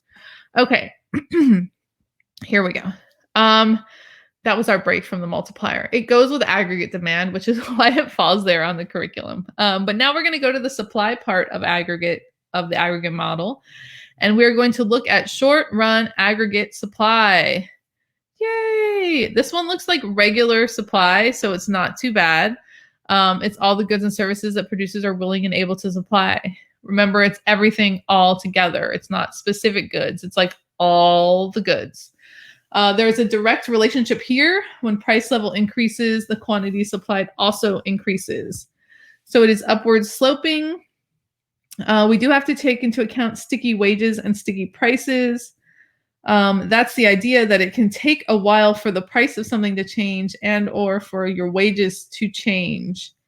And that can have an effect on supply. This also reminds us that there's a short-run trade-off between inflation and unemployment, which we know because we know the Phillips curve, which we'll review again later today. Just like with supply for an individual good or service, the change in price level is the only thing that can move you along the curve from point A to B or B to C or C to A. If you want to shift the whole curve, it is connected to these determinants or these things that shift short-run aggregate supply. They're pretty similar to the things that shift regular supply. So the first one is resource prices. The next one is resource availability. So how easy is it to get whatever resources you need? Then you have government actions, which is just a fancy way of saying taxes and subsidies, just like from regular supply. And then you have productivity with technology, which means if our technology gets better, our productivity gets better, then there will be more supplied. So you can see that these are very similar to the determinants of supply. All right, there's our SRAS graph. You can see it move. Look at it shift there. Remember, up and to the right, down and to the left. So an increase in short-run aggregate supply will move our graph to the right, which looks like it's moving down, but I implore you, it is not moving down. It is really increasing. And the same thing with the SRAS decreasing and moving down and to the left. It looks like it's going up, but it's not. It's all a figment of your imagination. And our third curve of the aggregate model, the long run aggregate supply curve. Look at it in all of its straight up and down glory. Yes, it shows how the amount of goods and services that an economy is capable of producing using their available resources. Remember, 45 minutes ago when we looked at the PPC, the LRAS and the PPC go hand in hand, okay? If we're at the LRAS, then we are using all of our resources. Just like when we're on the PPC, we're using or employing all of our resources. This curve can shift, just like the PPC can shift for basically 2 reasons. New resources or new technology. The same things that will make the PPC shift will make the LRAS shift. Of course, if we lose resources or lose technology, it can also shift to the left. Less likely, but certainly a thing that could happen. The LRAS curve falls at YF, which means full employment, fully employing all of our resources. There is a constant relationship between price level and output here. They might ask you to explain that, so just remember those words, constant relationship. Okay. Let's see if we're going to put it all together now. Oh, these are the things that shifted. We already talked about that. I talked about it too early. Okay, all together now. We looked at this exact slide before. Short run equilibrium on the left because it just has SRAS and aggregate demand. And on the right, we have long run equilibrium because it has all three curves in it. This next slide is also something we've already looked at, but so important. This is disequilibrium. Disequilibrium. So if our short run equilibrium comes together to the left of LRAS, we're having a recession. And if it comes together to the right of LRAS, we are having an inflationary gap. You can also correspond this to the business cycle, right? The graph on the left would be when we're in a trough, and the graph on the right would be when we're in a peak. So good to make those connections. All right. Shocks. You might have heard the term supply shock. I know that's the one that's common to me, but there can also be demand shocks. And these are things that can temporarily and suddenly shift either aggregate demand or short run aggregate supply. They will not move the long run. Yes, they will only move the short run aggregate supply or aggregate demand. And I would be remiss if I did not remind you, and I can't believe that I haven't yet, that the short run is like now, and the long run is a place we'll never get to. It's in the future, but we'll always be in now and we'll never be in the future. So it's very theoretical, the long run. Okay, a positive shock in aggregate demand would cause output, employment, or the price level to go up in the short run. A negative shock would do the opposite. All of those things, output, employment, and price level, would decrease. Positive supply shock in SRAS would cause output and employment to increase and the price level to fall in the short run. And then the negative would do the exact opposite, causing output and employment to fall, but the price level to rise. You can derive all these things just by moving those curves on your graph. So you don't need to like memorize this. Just know like if AD moves up and to the right, it will make output go up, employment go up, and the price level go up. You can see that on your graph. So you don't have to memorize that. Just know that you can move your curves. I actually highly recommend that as I ask questions like that, you just sketch out graphs. When you're just doing it for you, you don't need to like label everything perfectly like you do in the free response questions. But shift your graph and look and see how it moves and take the time with it so you don't make any silly mistakes that can sometimes occur with memorization. Okay, things that can also change the aggregate model. There's two different types of inflation. We talked about inflation earlier, but this looks at what's causing the inflation. If you have cost push inflation, that means that the costs went up, right? Which pushed prices up, and that is caused by a change in the short run aggregate supply. On the other hand, inflation can also be caused by aggregate demand increasing, and that's demand pull inflation. So that pulls the prices up because the demand has also gone up. Long run self-adjustment. If nobody does anything, the economy will adjust itself back to equilibrium. It will do so by shifting whichever curve didn't move in the first place. So if you had a supply shock and the supply curve moved, in order to get back to equilibrium, the demand curve would move this time to get us back to where we needed to be. They will shift and they will meet at LRAS. The LRAS curve will likely not shift in order to bring us into equilibrium because that would only be showing economic growth. Remember, like the PPC. So that one's not moving on the regular. So you can pretty much guarantee that if there was a supply shock, then aggregate demand will move. If there was a demand shock, then short run aggregate supply will move. It will be the opposite curve of whatever moved to begin with. Okay, here is an example. All right, Everything's happy. We're all good. We're at equilibrium. Bam! Demand shock. Look at that demand move up and to the right. Isn't it beautiful? Now we're in an inflationary gap because our short run equilibrium is to the right of our long run aggregate supply. Our price level has gone up. Our output has gone up. Wowza! But we cannot sustain that forever. In that place, and this is often what happens when we have aggregate demand increase, now wages are going to go up, right? Because we have inflation. Inflation makes wages go up. Wages are an input for supply. So as the wages go up, that means our resource cost goes up, which means we're going to supply less. That's going to cause that SRAS curve to shift down or decrease and to the left. And it's going to bring us back into long run equilibrium. But notice now we're at a different point at a higher price level, but still back where all the three curves are crossing together at full employment. Wow, that was a lot. Okay, so how can we affect these things? Well, there's two people that can affect all this stuff. The first one is the government, and the second one is the Federal Reserve Bank. We are going to start with the government. When the government is implementing policy to mess with the economy or fix the economy, depending on how you want to look at it, that is called fiscal policy. Okay.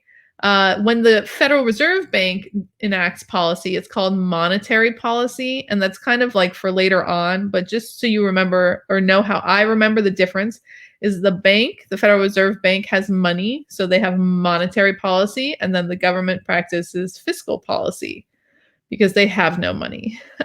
So there's two different things that the government can do to try to achieve their macroeconomic goals. They can change their government spending and they can change tax rates.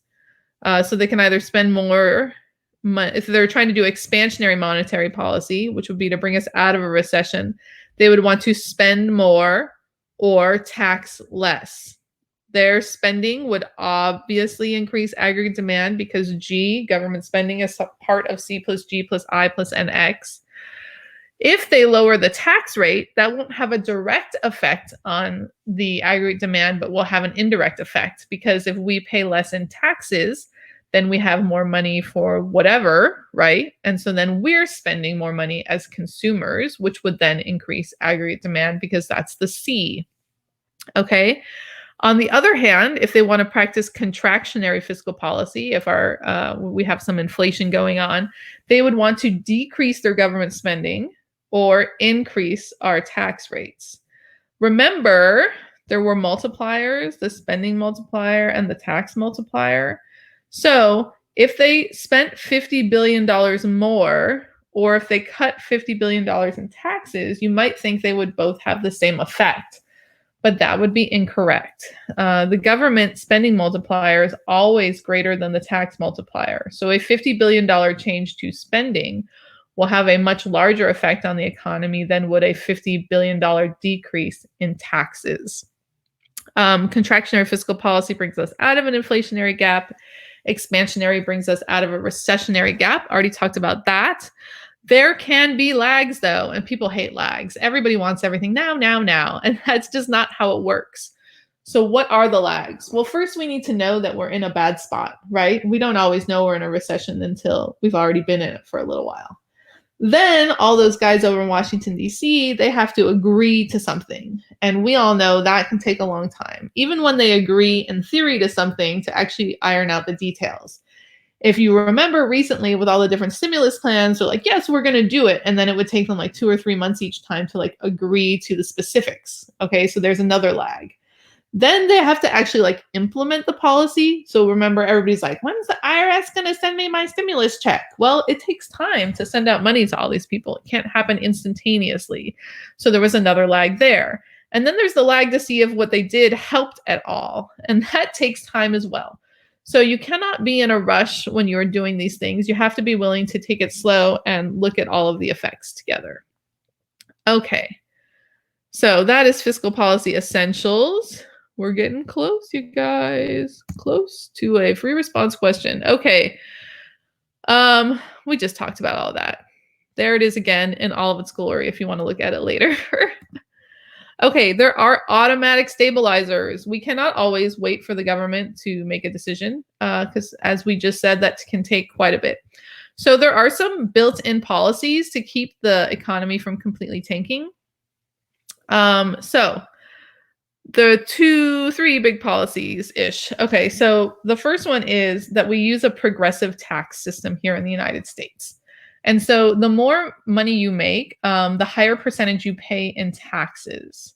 The less money you make, the less you pay. There's no flat tax. So that means if your income goes down, you won't be taxed as much as you were before. So that kind of stabilizes how much of your income you get to keep as disposable income. So our tax revenues will decrease automatically if our GDP decreases, and they will increase automatically if our GDP increases, depending on the state of the economy. Other automatic stabilizers include transfer payments. So that would be like unemployment. The government doesn't vote every time somebody gets to be unemployed. The unemployment system is already in place. So if I lose my job, I can still feed my family and we're not on the street because I can apply for unemployment, but it's an automatic stabilizer because it already exists. Okay. We're going to do free response, you guys. Okay. AKA, we're going to have a little bit of a break. So I'm going to give you 15 minutes to do this free response question. There's a QR code there. The QR code actually takes you to 4 free response questions. We're going to do number 3 because it's the only one that we've covered all of the information on so far. Okay, so you're going to do question number 3, and you're going to have 15 minutes to do that question. 15 minutes to do that question. And I was going to put up like a really nifty timer, but they all made me angry, and I didn't like any of them. So I'm not going to put up a timer. Instead, I'm going to tell you that we are going to go over this problem at 12:10 my time, 12:10 on the Pacific time, which is 2:10 on the Central time, and 3:10 on the East Coast time. And let's see. Oh, wow. Do you guys not have access? Now we're going to check and see if this is working. It should be said that all of you can. Yeah, you guys are all in there. So everybody should be good to look at the problem. Once again, we're doing problem number 3. Problem number 3. So for those of you that are asking for access to edit it, you don't need actually any access to edit it. You just need to look at it. You should all have access to look at it, since I see so many of you in there right now. And I think we should be good. So I will see you guys in like 13 minutes while you guys work this problem out. And if you need anything, Rupi is over there ready to go.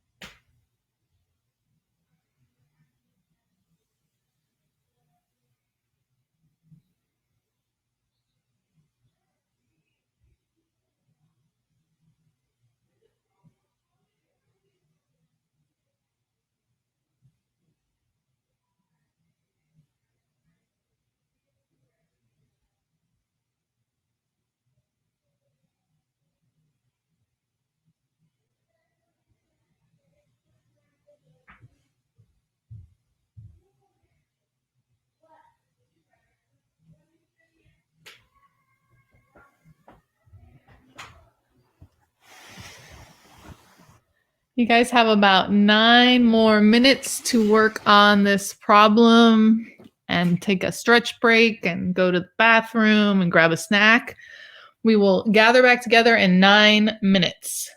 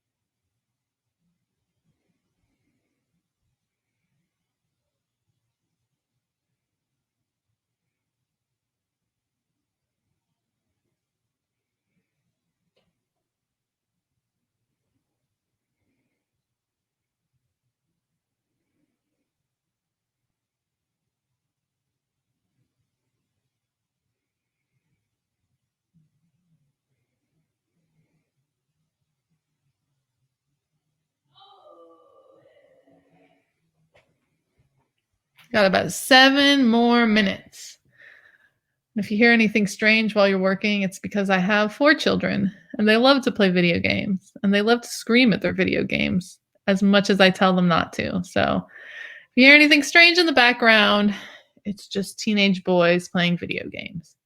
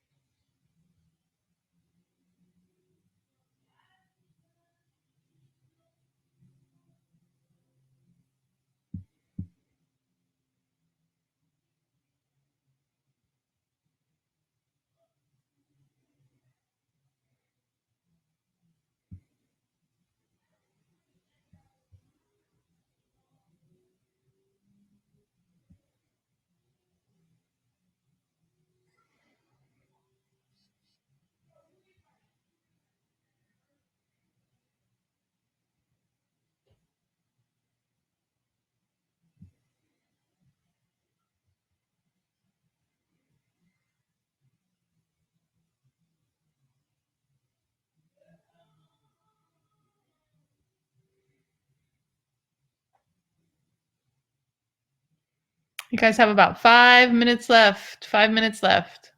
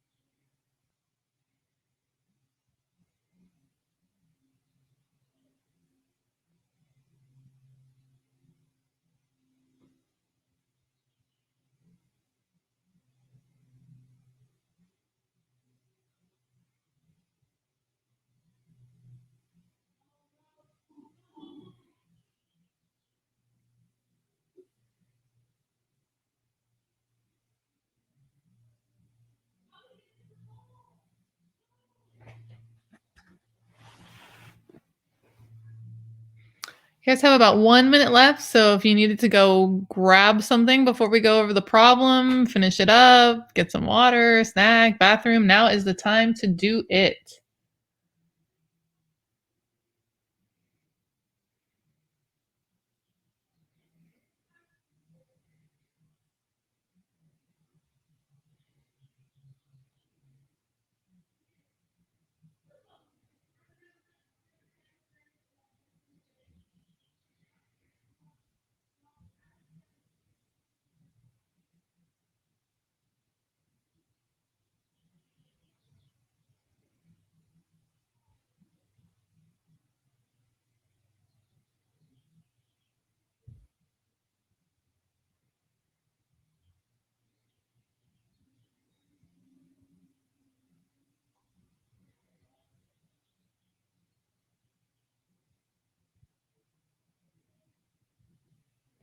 All right. It is time to go over this question. Yay. And in the middle of all that, I went and yelled at my son. I didn't yell at him. I nicely asked him to not be so loud while he's playing 2K. But it didn't work. So I apologize for you having to hear him from 3 rooms away. Okay, let us look at this question. Ta-da! Fiveableville faces trade-offs between producing Rice Krispie treats and computers. If you have taken any of my crams before, you know that I base these problems off of whatever is in front of me at the moment. And today you've learned a lot about my like for Rice Krispie treats.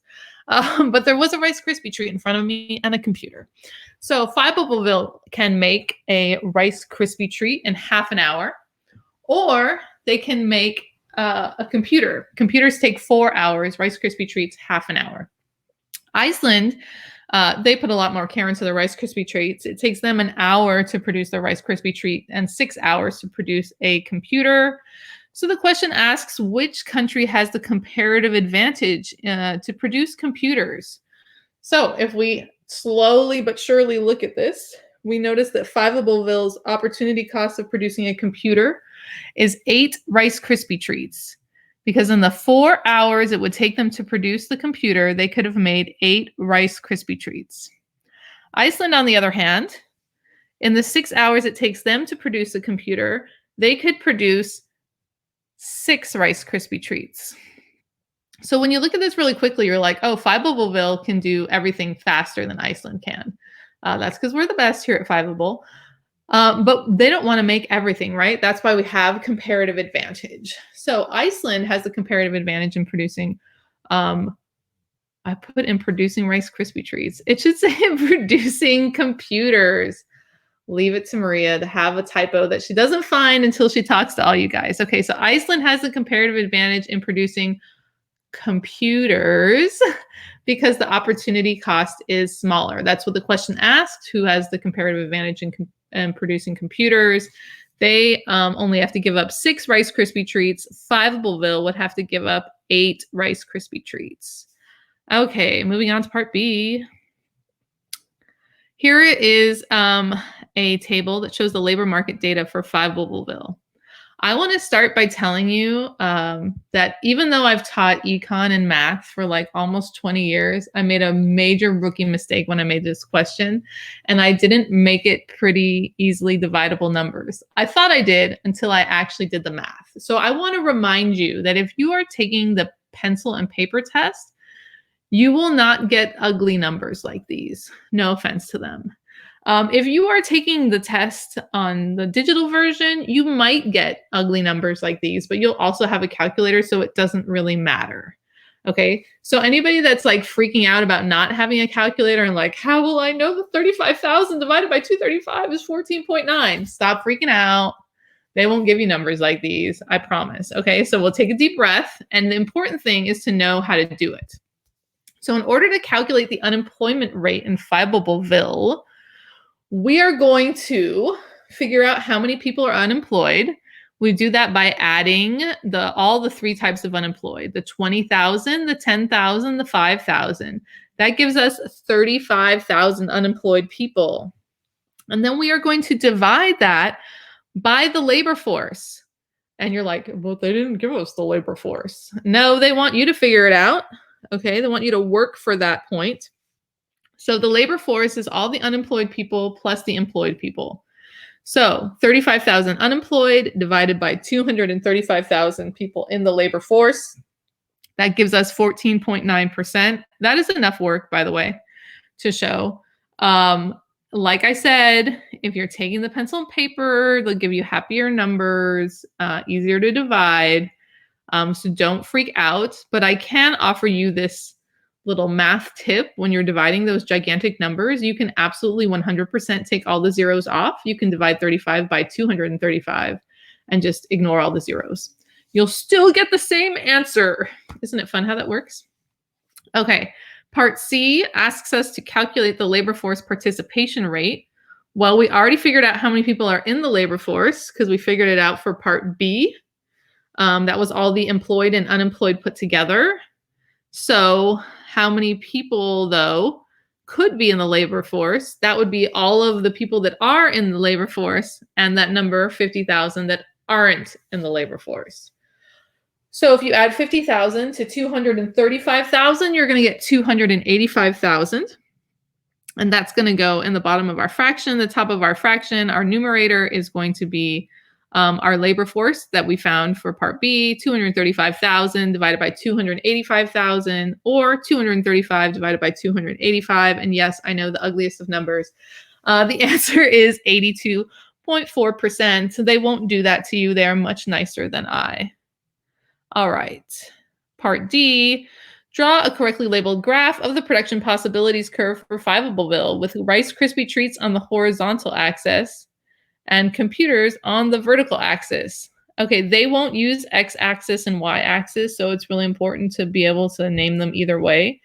I always remember vertical because I'm not vertically challenged, but my friends were, and people would say that to them. Vertically challenged meaning not so tall, short.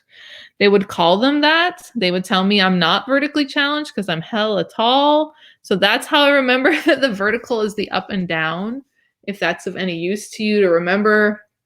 They will be specific about where they want you to put these things. They're telling you how to label that graph. So like, please listen to them and label the graph the way they ask you to. And then it asks you to indicate a point on your graph. It tells you what to label it. And it says the current level of unemployment.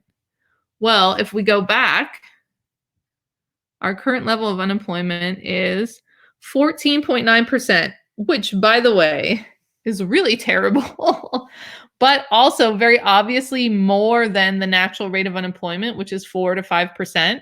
So that means we're not fully employing all of our resources, which means we are not operating on our production possibilities curve.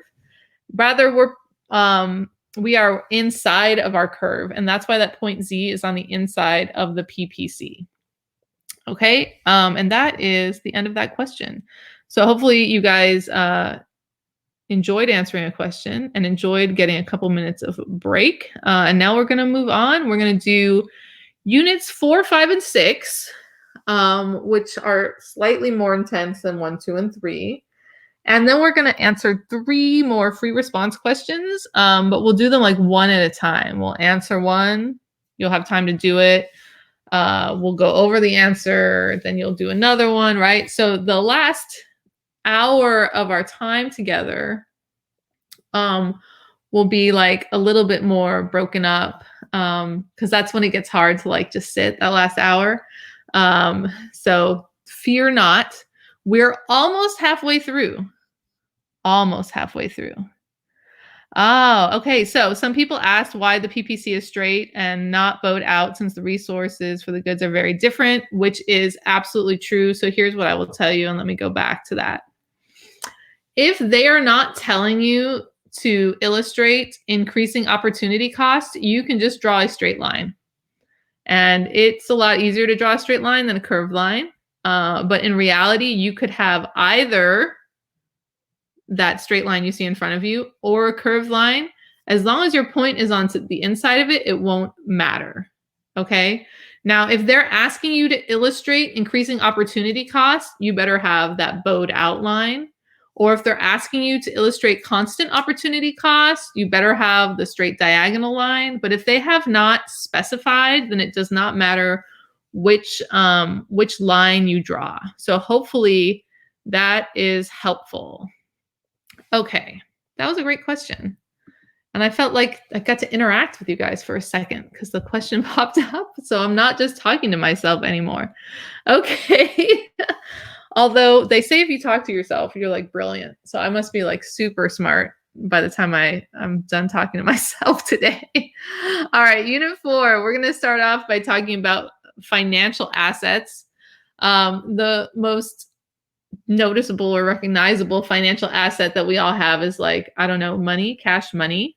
And we use our money to allow us to compare the worth of goods and services. That's why things cost a certain amount of dollars. So we can compare the usefulness or the worth of something just by how much it costs. So like a computer is like $1,000, a MacBook, right? But a notebook is like $1. So notebooks are great, but they can't do all the things that computers can do. So you can kind of compare the worth by using their prices. All right, liquidity. When something is really liquid, it doesn't mean that it's water. It means how close it can be to cash. And cash is the most liquid because it's already cash. But it's like, how fast can we turn something into cash? So cash and coin are the most liquid. And then the next on the line would be like your checking account, your savings account, because you can pull that money out relatively easily. Things that are really not very liquid but are still assets would be like your house or your car. It takes a long time to take your house or your car and turn it into cash, though it is possible. You might have noticed when a company goes out of business, they have a liquidation sale. That just means they want to sell as much stuff as they can so they have as much cash as possible. And then that's why they call it liquidation. So sometimes they sell all of their inventory. They might even sell, they call it the fixtures, like the shelves that things are on and the such. So they can have as much cash as possible, usually so they can pay down their debt before the business goes away. All right. Other financial assets are stocks and bonds. You've heard of stocks and bonds, I hope. Bonds are essentially like loans that you can give to either a business or the government, and you get interest back on them. They're not super risky, but they take a long time to come to fruition money-wise. You might have had a grandparent that like for your bar mitzvah or your birthday or whatever gave you like a $50 savings bond, and you're like, great, grandma, what do I do with this? Or maybe I'm really aging myself because my grandma definitely gave me one of those. They buy those for like less than the amount on the bond, and then 20 years later when the bond comes due, it's worth that amount, okay, because it earned interest that whole time. Bonds are also sometimes called securities. So when you hear about them talking about open market operations or trading securities, buying and selling securities, they are talking about bonds. They can be from the government, like I said. They can also be from businesses. Stock is when you get partial ownership of something and not just giving them a loan. But it's still a security, but it gives you partial ownership in a company. Not ownership you can do anything with. You can't buy like a share of Amazon and show up at the headquarters and tell Jeff Bezos to get you a coffee or anything like that. But you do earn money when they earn money. The riskier something is, the higher the rate of return you will get. So obviously having cash in your pocket isn't really risky, so you don't get any interest. You put your money in a savings account, you'll get some interest, but like very, very, very little, because there's literally no risk involved in putting your money into the bank. If you buy bonds, there's a little bit of risk, but still a relatively secure place to invest your money. And so you'll get more of a rate of return than you would in a savings account, but not as much as you might through other investments. And other investments, I mean the stock market and or like cash investments into businesses. You can easily lose all of your money in the stock market. You can easily lose all of your money investing in your friend's food truck or whatever other business somebody wants you to put money into. But the more the risk you're willing to take, oftentimes the greater the rate of return is you could get. Of course, you could also lose everything. We just did a lesson in my regular econ class at work about risk aversion. So the more willing you are to take that risk, the less risk averse you are. Okay. Bonds and interest rates. There was definitely a question about this before we even started today, so I'm happy to talk about it right now. Previously issued bonds. So here's the thing. When you hear people talking about like buying and selling bonds, they're not talking about like the initial purchase of the bond. They're talking about like the secondary market or reselling bonds. And this is where bonds traders make their money. So they'll buy a bond. Well, they won't just buy one. They'll buy like a lot, but let's pretend they buy a bond. They'll buy a bond at a fixed interest rate. And then if interest rates go down, that makes that bond like super valuable and they can sell it for more than they paid for it. On the flip side, if they buy it at a fixed interest rate and interest rates go up, then that previously issued bond is not worth as much money anymore because now you could buy a new bond with a better interest rate. So it's all about what kind of rate of return you can get. But when you hear them talking about like buying and selling bonds, this is what it is, previously issued bonds. And you can't just make money off like one or two. Just like the foreign exchange market, here you make money through volume. Your opportunity cost of keeping your assets in cash form is any interest you could have made in other avenues, either in the savings account or the stock market or mutual funds or the bond market or all that good stuff.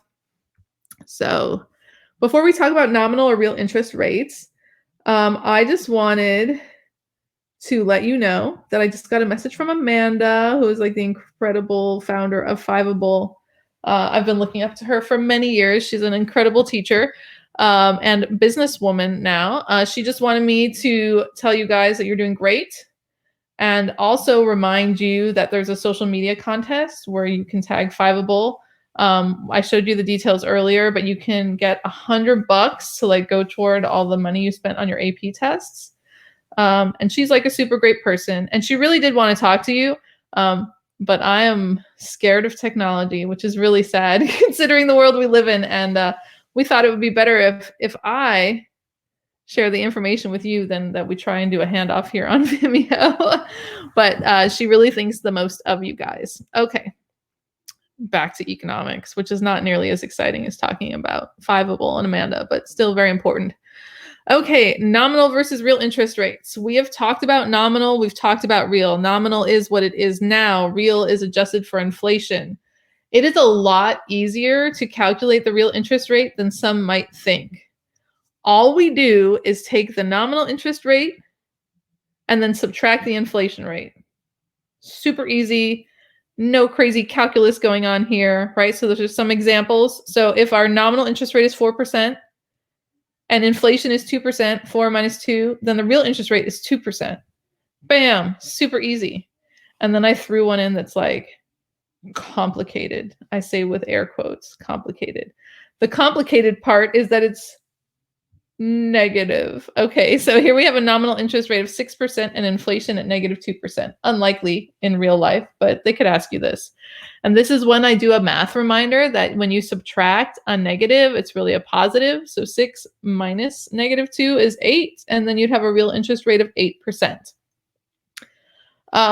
There is decent chance that you will be asked to perform this calculation on a multiple choice test and or as one part of a free response question.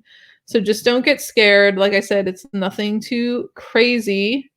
Very simple formula. Okay, moving on. All right, we're going to talk about the different M's. M1. M, by the way, money. Money one includes cash and coin, demand deposits. Demand deposits are like the money we put in our bank. They're called demand deposits because we can demand for the bank to give it right back to us when we go to the ATM. It also includes traveler's checks. We talked about this before, and you're probably like, what the heck is a traveler's check? I'm not even sure a traveler's check still exists in the year 2021. But at one point, when you traveled overseas, you would get these traveler's checks because it was a secure way to carry quote unquote cash with you in case you got robbed by all those terrible people that rob you when you're on vacation. Like I said, I'm not sure they still exist. And other checkable deposits. Okay, so M2 includes everything in M1, plus savings deposits, certificate of deposits, money market funds, anything under $100,000. And we have a special visitor that wants to come say hi. My son has come to visit. He's going to come over here. You're not going to be able to see him because my camera's off, but he's going to say hello. You want to say hello, Alexander? Hi. See, he said hi. We're learning about money, buddy. Oh, okay. Go hang out with your dad. Oh, my dad isn't here. Your dad isn't here. Oh, fantastic. All right. So Alexander's going to teach economics with me, you guys. So this M... I just came here to take a nap. Oh, you're going to take a nap. Okay. So M2 is a funny little thing because according to the College Board, M2 includes savings accounts, which is fantastic. But recently the government decided that M2 doesn't include savings accounts anymore. So you could hear it both ways. I don't think the College Board would be like evil enough to actually ask you a question where you'd have to determine where the savings accounts would go. But I just want you to be aware of that. M3, so M2 includes everything in M1 plus savings deposits, CDs, money market funds, anything under $100,000. When you go over $100,000 in those same avenues, they would be in M3. Why the difference? Well, if I have a money market account with 50 grand in it, or a money market account with $1 million in it, it's a little bit different on cashing it out. It can be a lot easier and more simple with the lower amounts. And that's why they're separated between M2 and M3. MO or MB includes all the currency in circulation and in bank reserves. Okay, I would probably not likely to see a free response question here, but maybe a multiple choice question. Oh, you guys, it's 12:30, which means we're exactly halfway done. Yay! Woo! Okay, money. So what is money? Money is an asset that we have. That means it's worth something, and we use it as a means of payment. There are two types of money. The first is fiat money, and fiat money is what we use here in the United States.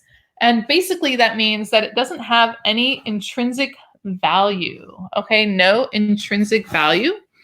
So if you look at a dollar bill and like a $5 bill, a $10 bill, if you're lucky enough, a $100 bill, you'll notice that they're like all the same size. They're made out of the same paper / cotton blend. So why is one worth more than the other?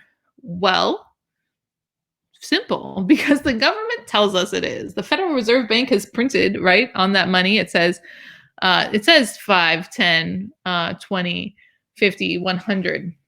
So there's no intrinsic value to it. That can be scary that it has value because we're told it has value, but scary but true. Commodity money, on the other hand, is money with intrinsic value. So that's things like gold, silver, oil, salt, tobacco, things that have value outside of being used as currency. And those are considered commodity money. All right, money has three basic functions. One is to serve as a medium of exchange. The second is to serve as a store of value, and the third as a unit of account.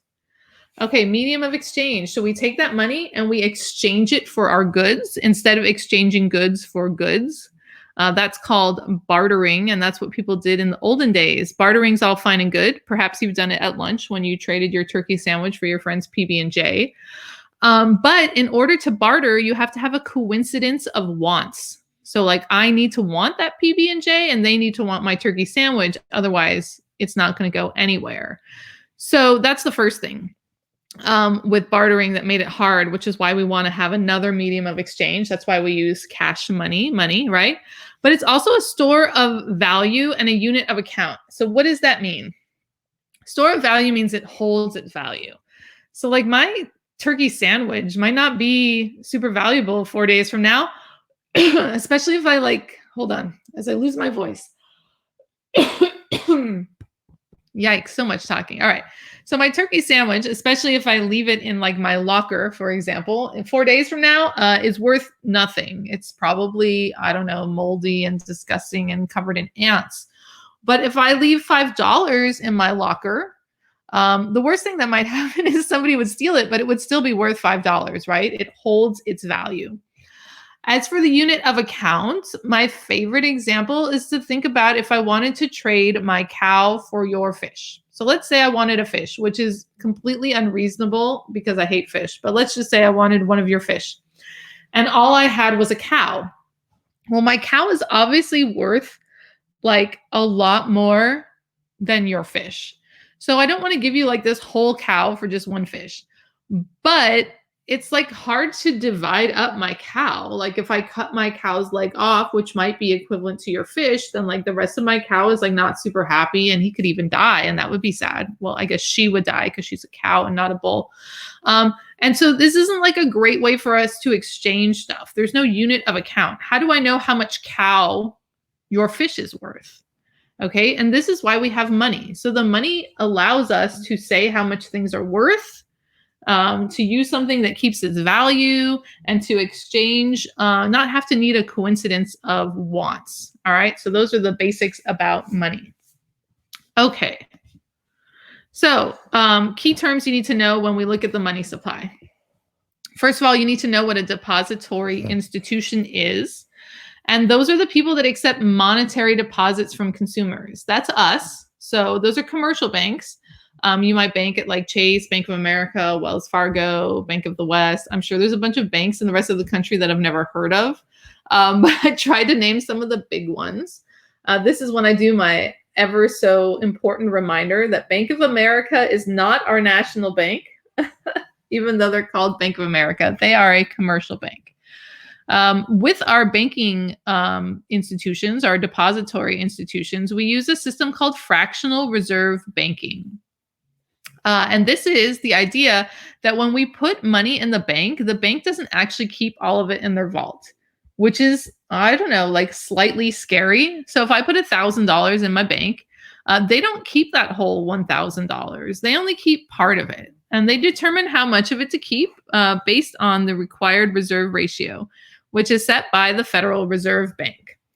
In general, I like to use 10% as the required reserve ratio because it like makes our life so much easier with the realities of like multiplying and dividing. But I would be remiss if I did not tell you that currently the required reserve ratio that was set by the Federal Reserve is 0, which is a little bit scary. That means banks don't have to keep any of the money that you deposit in their vault. That doesn't mean they don't. There's these things called excess reserves. Excess reserves is any cash that they keep in their bank vault that they're not required to keep. And a lot of banks are keeping way more reserves than are required. But it's just interesting to think that like you could put that whole deposit in the bank and they wouldn't actually have to keep any of it there. You might wonder what they're doing with that money. Well, that's how they have money to loan out. We will talk about that in a second. So required reserves is the amount they have to keep. Excess reserves is the additional amount they keep. And the required reserve ratio is the ratio that the Fed sets so they know how many reserves to keep. So the money multiplier. I remember when I first learned about this, they're like, today we're going to learn how to create money out of thin air. And I was like, this is so lame. But that is exactly what I tell my students every time we learn about the money multiplier. I tell them that we're going to create money out of thin air. And we're not really going to do it, but the banks do it. And I'm going to take a second to drink a little bit of water. Can you put your camera on? Oh, my son wants me to put my camera on. I think he wants to say hi to you guys. So we're going to take like a 1 second break. And he's going to come here.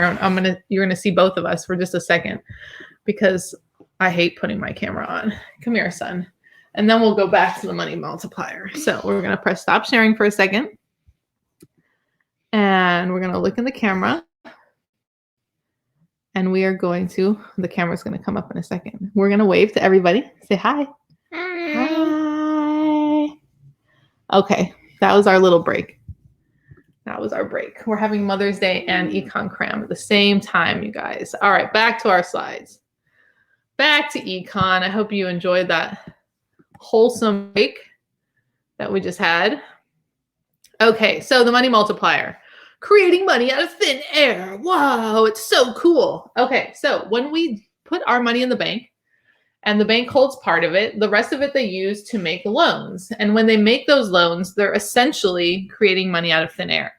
So if I put $1,000 into my bank and they have to keep 10%, that means they're going to keep $100. And yes, they might ask you to calculate some of these numbers, okay? So that means they have $900 they can loan out. So now we'll pretend my son Alexander that's with me is going to go borrow $900 from the bank. So he has $900 now, but I still have $1,000, right? Because it's technically still in the bank. It's still my money. So we're already up to $1,900 from my initial $1,000 deposit. So he's going to get that $900 and he's going to put his $900 in his bank. And they're going to keep 10% or $90. And they're going to loan out $810. They're going to loan it out to Rupi, our TA. And Rupi's going to take that $810 and she's going to put it in her bank. And they're going to hold $81 of it because that's the required reserves. And they're going to loan out the money, et cetera, et cetera, et cetera. And we keep going, we keep going. And suddenly we've created all this money out of thin air. What? But we don't have to do all that math to figure out how much money we've created out of thin air. We can use the money multiplier, which is 1 over the reserve ratio. So if our reserve ratio is 10%, 10% as a decimal, my friends, 0.10, a little bit of math for you. Don't be scared by the math. Okay, 1 over 0.10 and 1 divided by 0.10 is 10. So our money multiplier is 10. My $1,000 is actually $10,000. But is it really? Unlikely. Why? Because the money multiplier is usually overstated. First of all, so that everybody can breathe easy again, most banks hold excess reserves, especially right now with that zero reserve requirement. Don't worry, banks are holding money in reserves. We could go take out our money, not to fear. Also, when you get a loan for something, you might not go put that money in your bank, right? So when Alexander took out that $900 loan, maybe he went and he took that $900 and he bought each of his friends like a $10 gift card. Well, he didn't put it in the bank then, so there's nothing for another bank to loan out. Okay, so in order for the money multiplier to have its full effect, they can't keep any excess reserves, and everybody that gets a loan has to turn around and put that money into their bank. And that's why it's almost always overstated. But it's still kind of cool, the theory that you could create money out of thin air. Okay, yay, money multiplier. Let us move on to our next. Oh, bank balance sheets. Talk about a party on a Sunday afternoon. Bank balance sheets. Okay. Will there be a bank balance sheet on your AP exam? Quite possibly. No. My son says no, but quite possibly yes. There will be it somewhere on your test, either in a multiple choice question or in a free response question. They have given shorter free response questions in the past that are completely about bank balance sheets. So you do need to be comfortable enough with them to be prepared for a question like that. At the end of the day, what you really need to take into account on a bank balance sheet is the difference between an asset and a liability. So an asset is something that you own, right? And the liability is something you owe to somebody else. So from the bank perspective, their assets are any required reserves they're holding on to, any excess reserves they have, and any loans that they have made.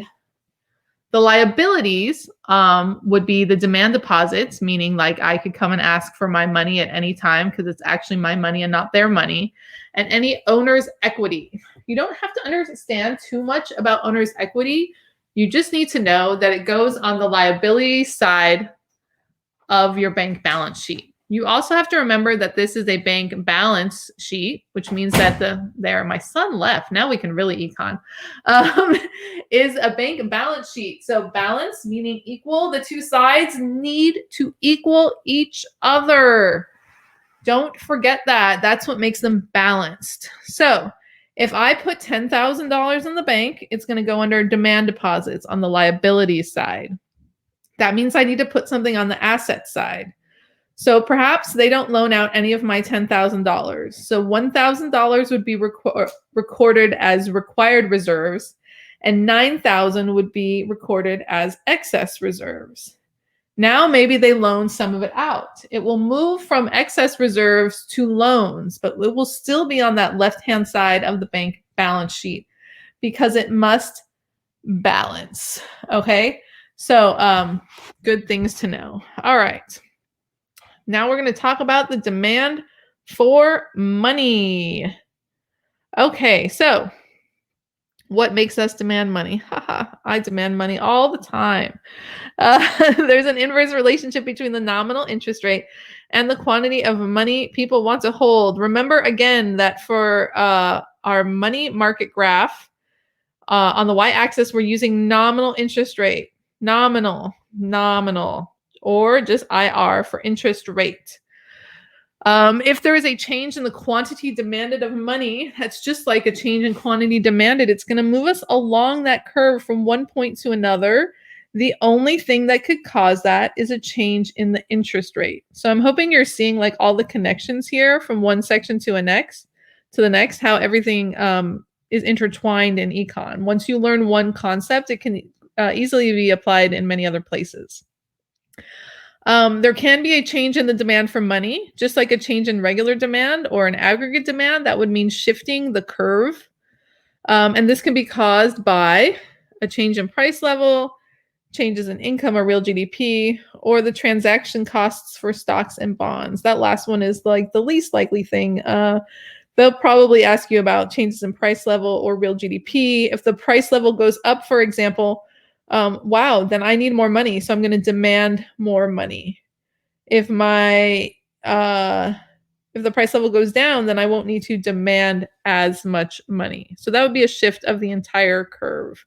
Notice on the x-axis, we have the quantity of money. The supply of money, it's my favorite graph because it's just like, bam, vertical line. That is our money supply. It is completely independent of the interest rate. What does that mean? You could have any interest rate and we would still have the same amount of money. It doesn't matter. The only thing that can affect the money supply is monetary policy. And we're going to talk about that in a little bit. That is when the Fed implements policies in order to change the money supply to help keep our economy stable.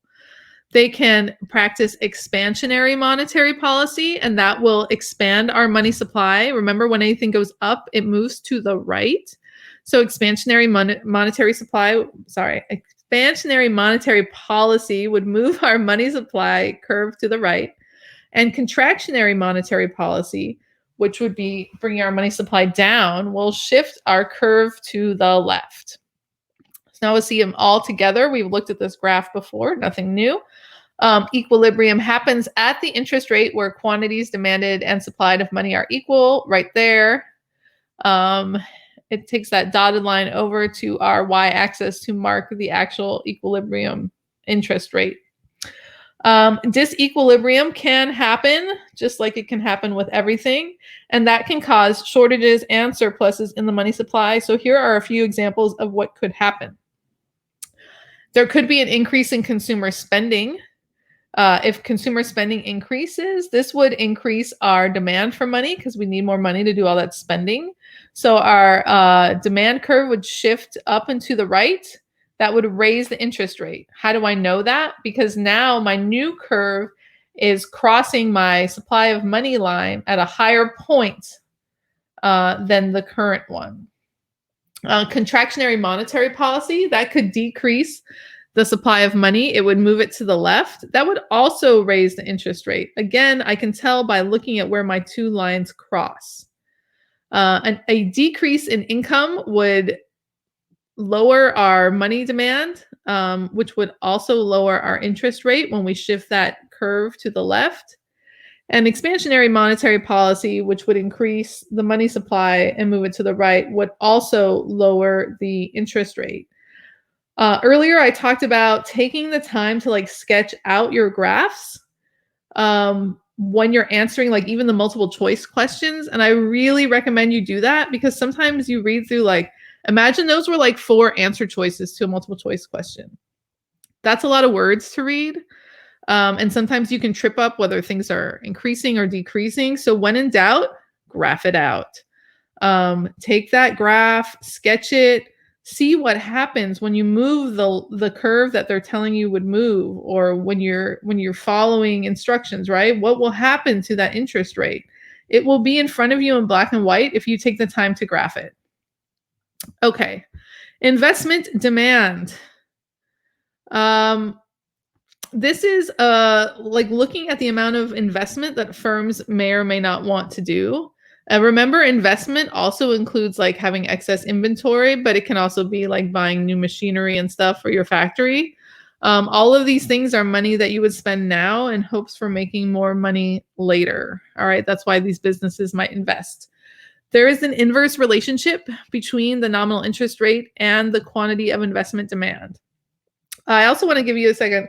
You're probably like, investment demand graph was like definitely not on that list of graphs at the beginning. So why are we looking at it now?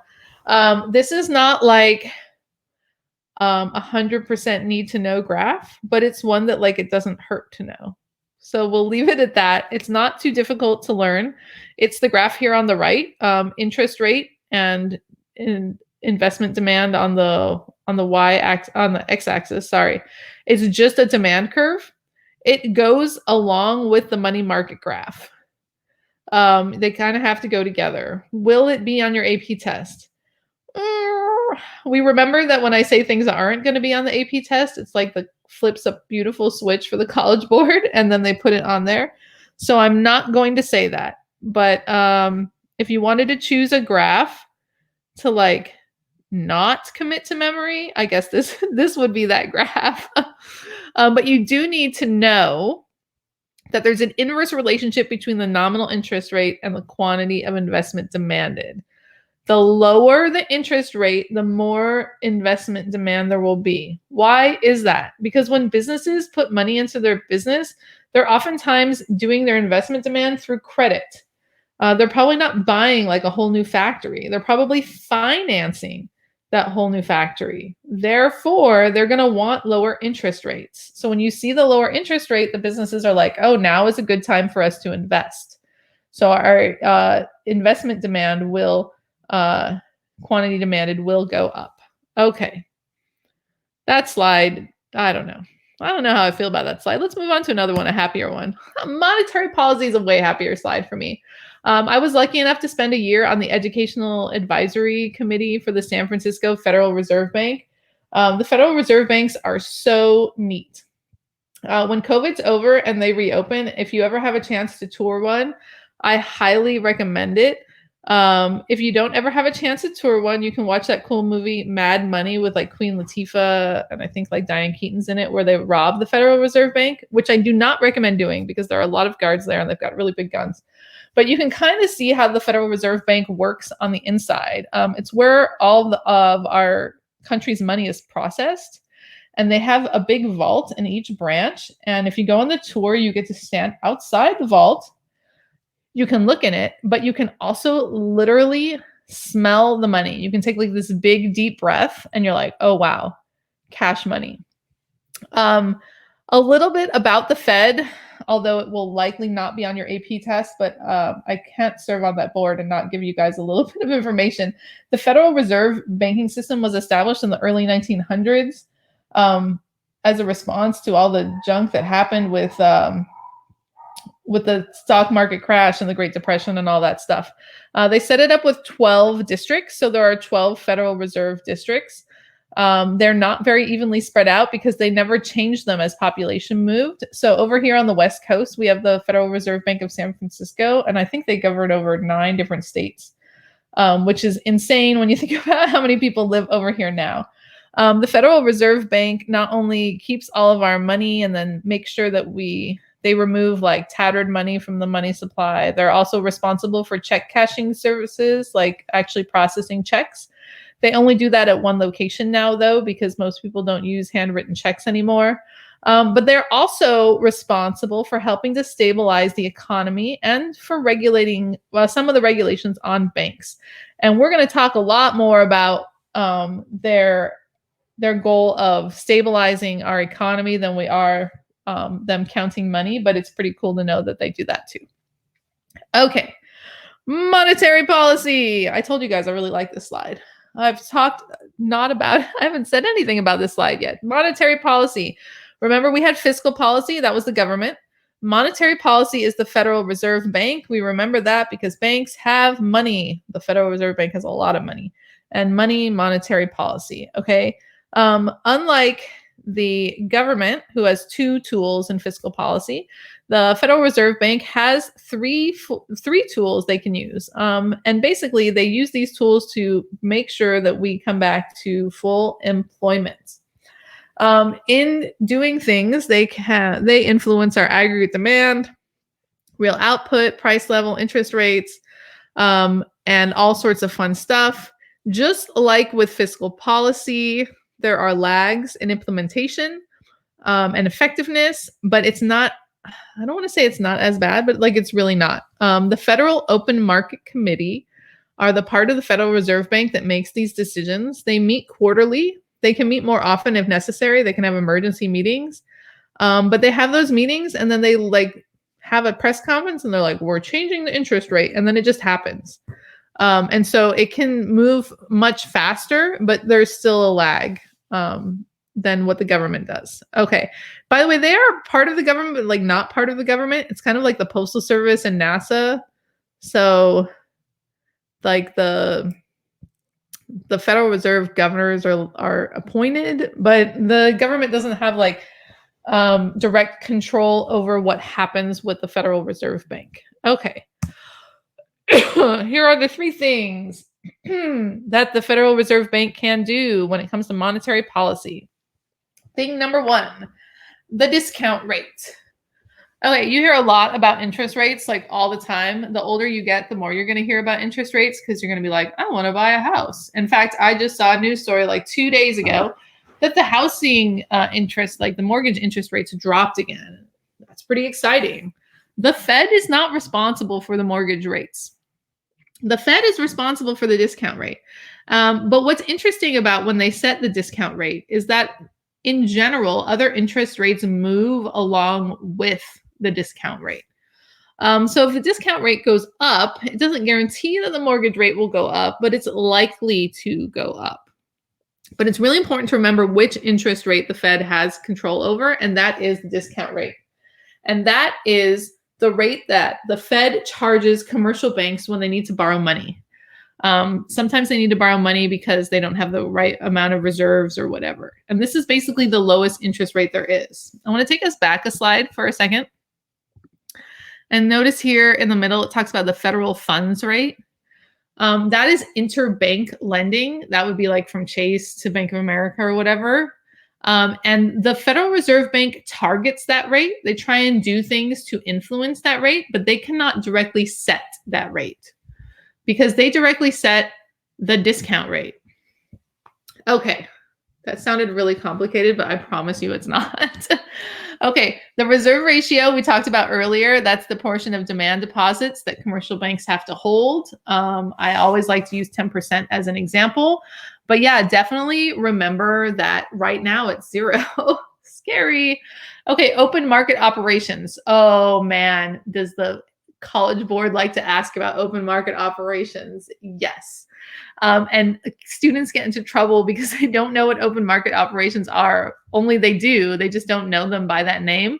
And that's why I will tell you again that the buying and selling of bonds or securities is open market operations. They ask about that part of monetary policy much, much more than they do the other 2 pieces.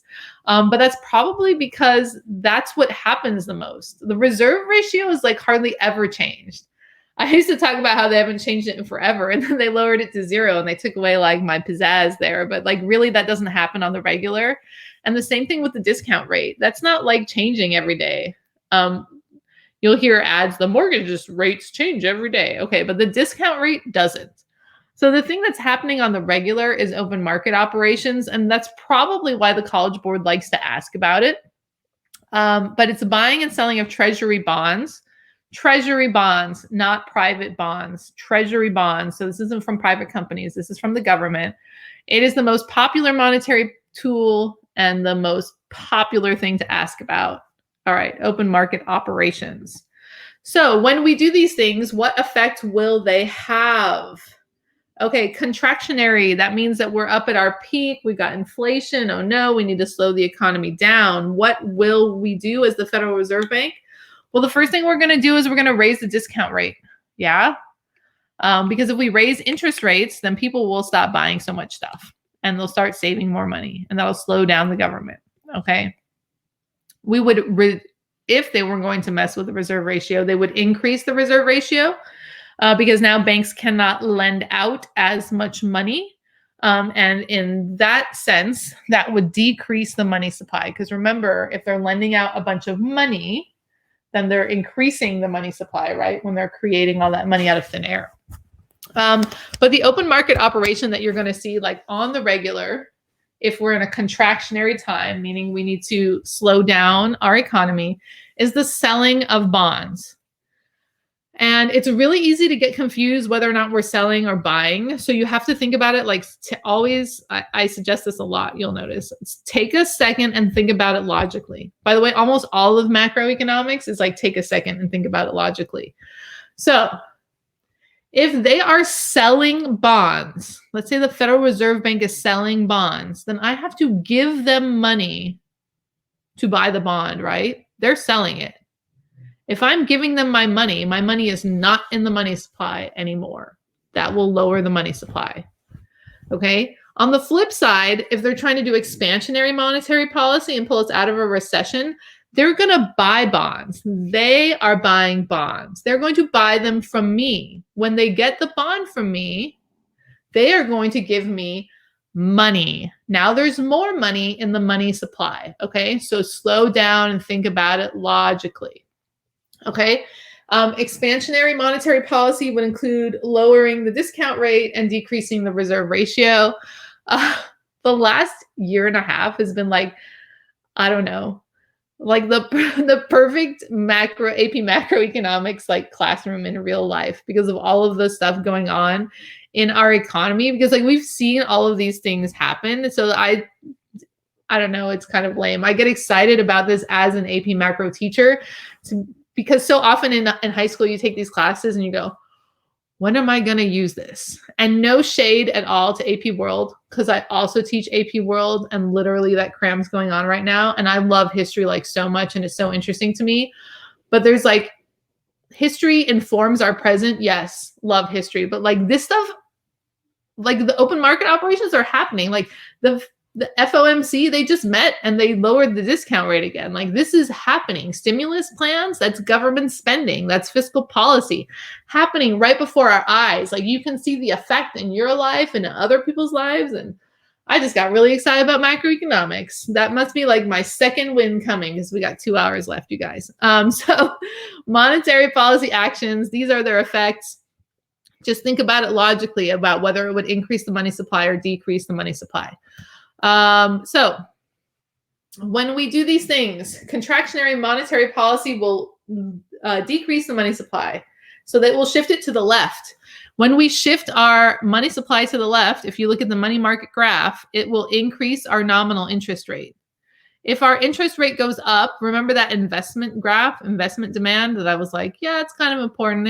You can live without it.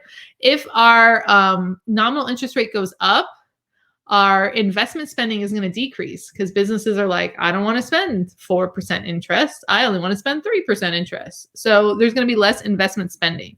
And in the end, all of that will lead to a decrease in real GDP or output. Okay, so that would bring us back from an inflationary gap. On the other hand, the flip side, if we're in a recessionary gap, and we practice expansionary monetary policy, the money supply would increase. When this happens on our money market graph, that would move our money supply curve to the right, and that would decrease the interest rate, which would increase investment spending because everybody's like, hell yeah, I want to invest now. Look at the interest rate. Now I can buy new machines for my factory for only 2% interest. Okay, and this would increase our real GDP and output. Okay, those are the effects of monetary policy. I love monetary policy. I don't know if you guys can tell. That or I just lost my mind. So we're going to look at this on all the graphs together. So that first graph, I want you to take a minute. I want you to look at it, and I want you to think in your brain, is this a recessionary gap or an inflationary gap? Look at that first graph. I'm hoping that you noticed that our short run equilibrium is happening to the left or before our long run aggregate supply. So you can see right there that we're in a recession. Yikes. So we're in a recession. What is the Federal Reserve Bank going to do? Well, they're going to want to increase the money supply through monetary policy. So our second graph is our money market graph. And you can see our money supply increasing as it moves to the right, because remember, up and to the right. Now we have a new equilibrium, and that equilibrium lowers our interest rate. Everybody sees the lower interest rate. It goes hand in hand with that investment demand graph all the way to the right, because there, when the interest rate goes down, it moves you along the curve, and now there's more quantity of investment going on, yeah? Then at the bottom, you see all of these things will cause our aggregate demand to go up. Why? Because they're all these businesses are investing more now, which is I in the C plus G plus I plus NX. And remember, the aggregate demand is made up of the same things as GDP.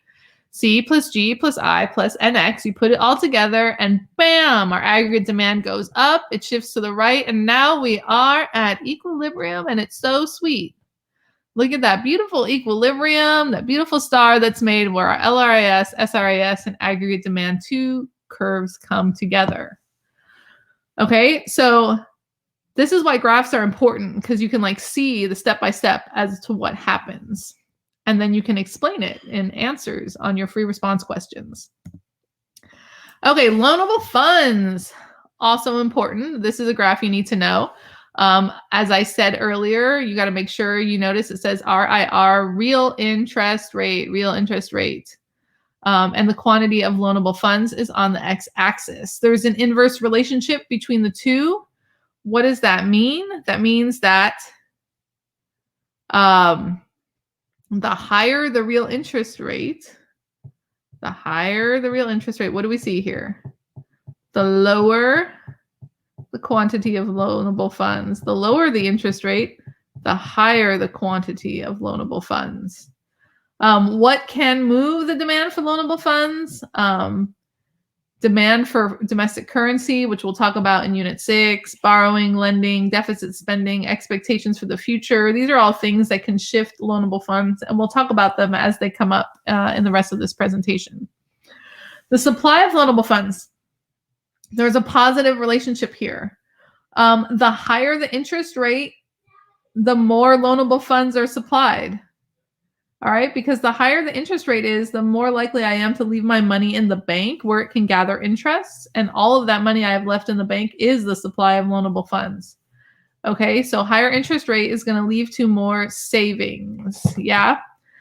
Things that can shift the supply of loanable funds, the savings rate, expectations for the future, lending at the discount window, that has to do with the Federal Reserve Bank, and foreign purchases of domestic assets. We'll talk about that over in Unit 6. When you put these two beautiful curves together, ta-da, you have the loanable funds market, which looks just like supply and demand. What's the difference here? The way our axes are labeled. So real interest rate. I'm going to say it like 75 times. You guys are going to be like, all right, lady, real interest rate. I got it. But if you put IR there, it's going to be wrong. RIR, real interest rate. Quantity of loanable funds goes on the x-axis. Where the 2 points come together is our equilibrium. This shows us the behavior of savers and borrowers. Remember, when I save my money in the bank, that is money the bank can lend out. The bank is like the intermediary, the connection between me as a saver and somebody else as a borrower. Here we can also see the effects of government spending, taxes, and borrowing on interest rates. We're going to talk about that in a minute when we talk about crowding out. Yeah, most of these things are things we're going to talk about when we talk about crowding out. So I'm going to wait till we get to that. to that part of the presentation. Real interest rate, you guys. Real interest rate. RIR, RIR, RIR. Okay. It's very interesting to look at the computer writing everything that I'm saying because it says RI, but it shouldn't say RI. It should say RIR. It still doesn't. I'm having too much fun. That brings us to Unit 5. So everybody should take a second to like take a little stretchy stretch. Yes. Okay. Unit 5. We have 1 hour and 51 minutes left. We have 2 units and 3 free response questions. The end is near. The good end, not the bad end. All right, here we go. So one thing I really like about Unit 5 is it's like Unit 4, but like Unit 3 and 4, but like super hardcore. It's really just about fiscal and monetary policy again, but looking at it in more detail. It's not a ton of new information, so that makes me happy. There is some new information in here because we're going to talk about the Phillips curve, but it's really a lot of old information. So that should please those of you who feel like your brain can only hold a little bit more information. All right, here we go. Oh my gosh, I know we've seen this before. Our aggregate disequilibrium. So we're going to look at how we would fix this recessionary gap or inflationary gap. Okay. So on the left-hand side, our economy is in a recessionary gap, expansionary fiscal policy. All right, so here in the long run, the expansionary fiscal policy and expansionary monetary policy will get us to the same place, but the journey to get there is different. Okay, and that's what this unit is about, understanding the difference between those two paths. So here we're going to enact fiscal policy, right? Which means we're either going to increase government spending or we're going to decrease taxes. Either way, that's going to shift aggregate demand, right? So our aggregate demand is going to move up and to the right, and it's going to bring us back into equilibrium with a higher price level. But it's more direct, right? The fiscal policy straight from the first graph to the second graph. But monetary policy is not direct like that. In monetary policy, we have that third graph, the one in the middle, because the Fed doesn't directly affect aggregate demand. They indirectly affect aggregate demand, but they can directly affect the money supply. Okay, so again, we're in a recessionary gap, but now we're going to use monetary policy instead of fiscal policy.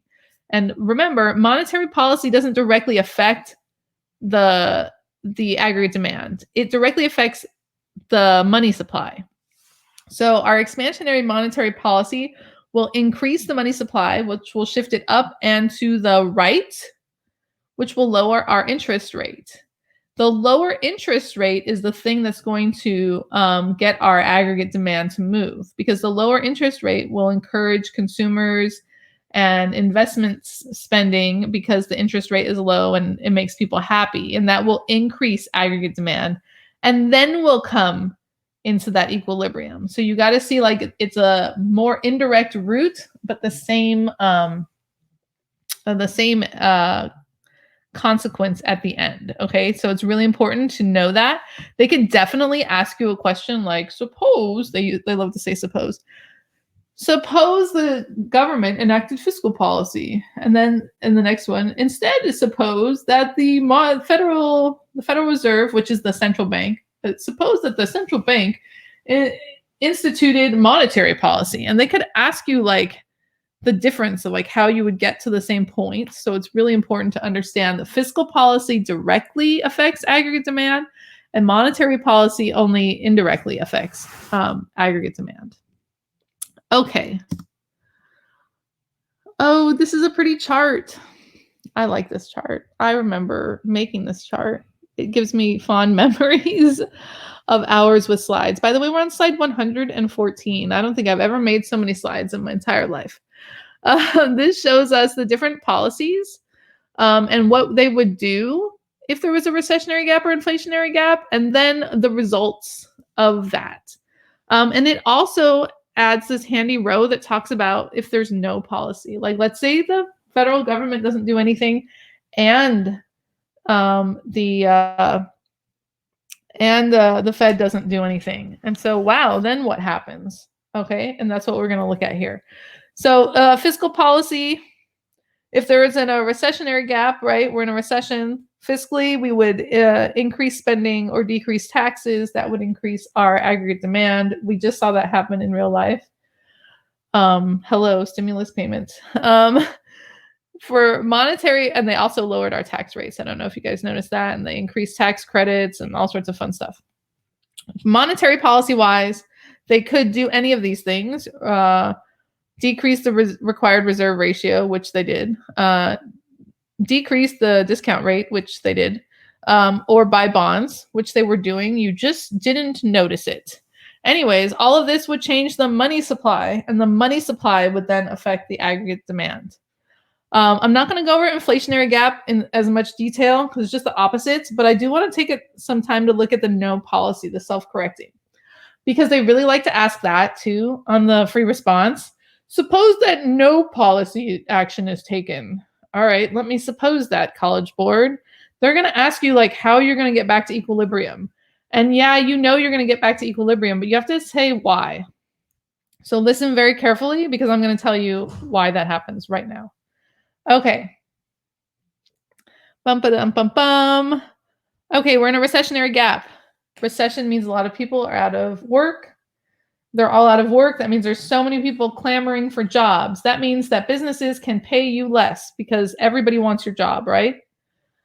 There's so many people they can choose from. When those wages decrease,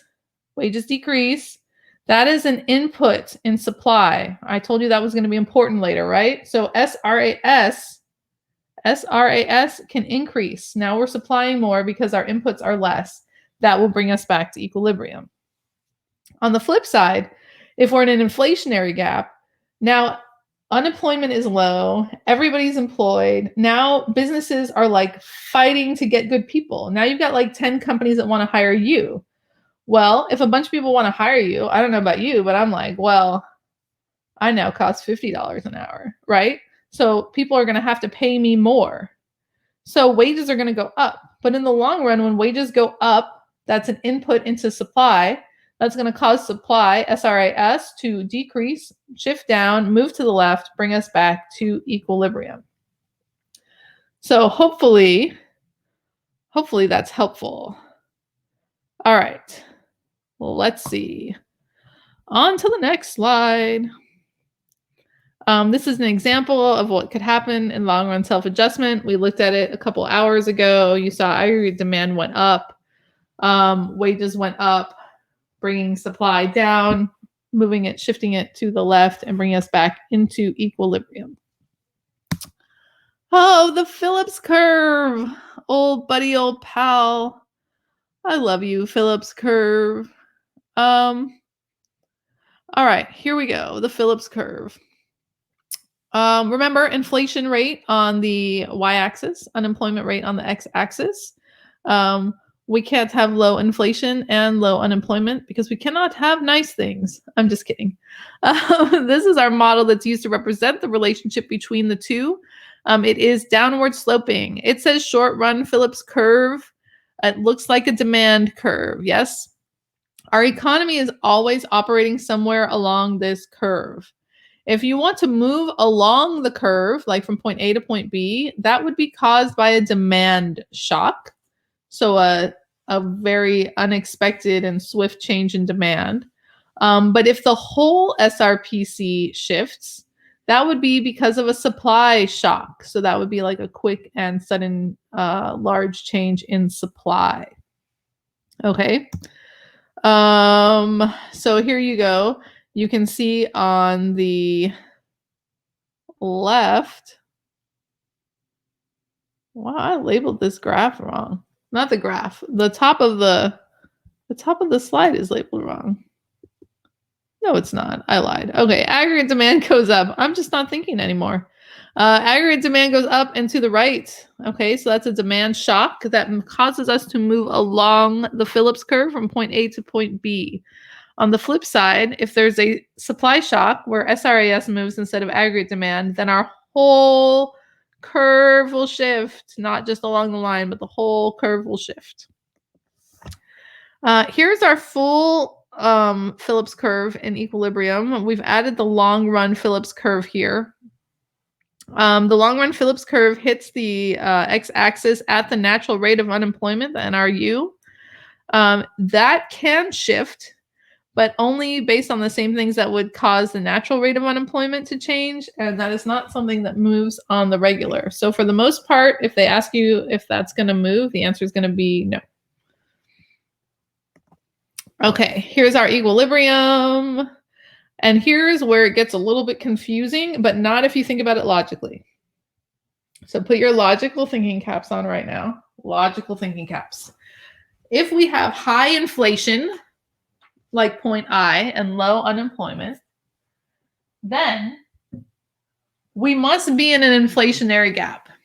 Now, I know on the aggregate model, when we're before the long run aggregate supply, we're in recession. But here, if you're before the long run Phillips curve, you're in inflation because the inflation rate is high and unemployment is low.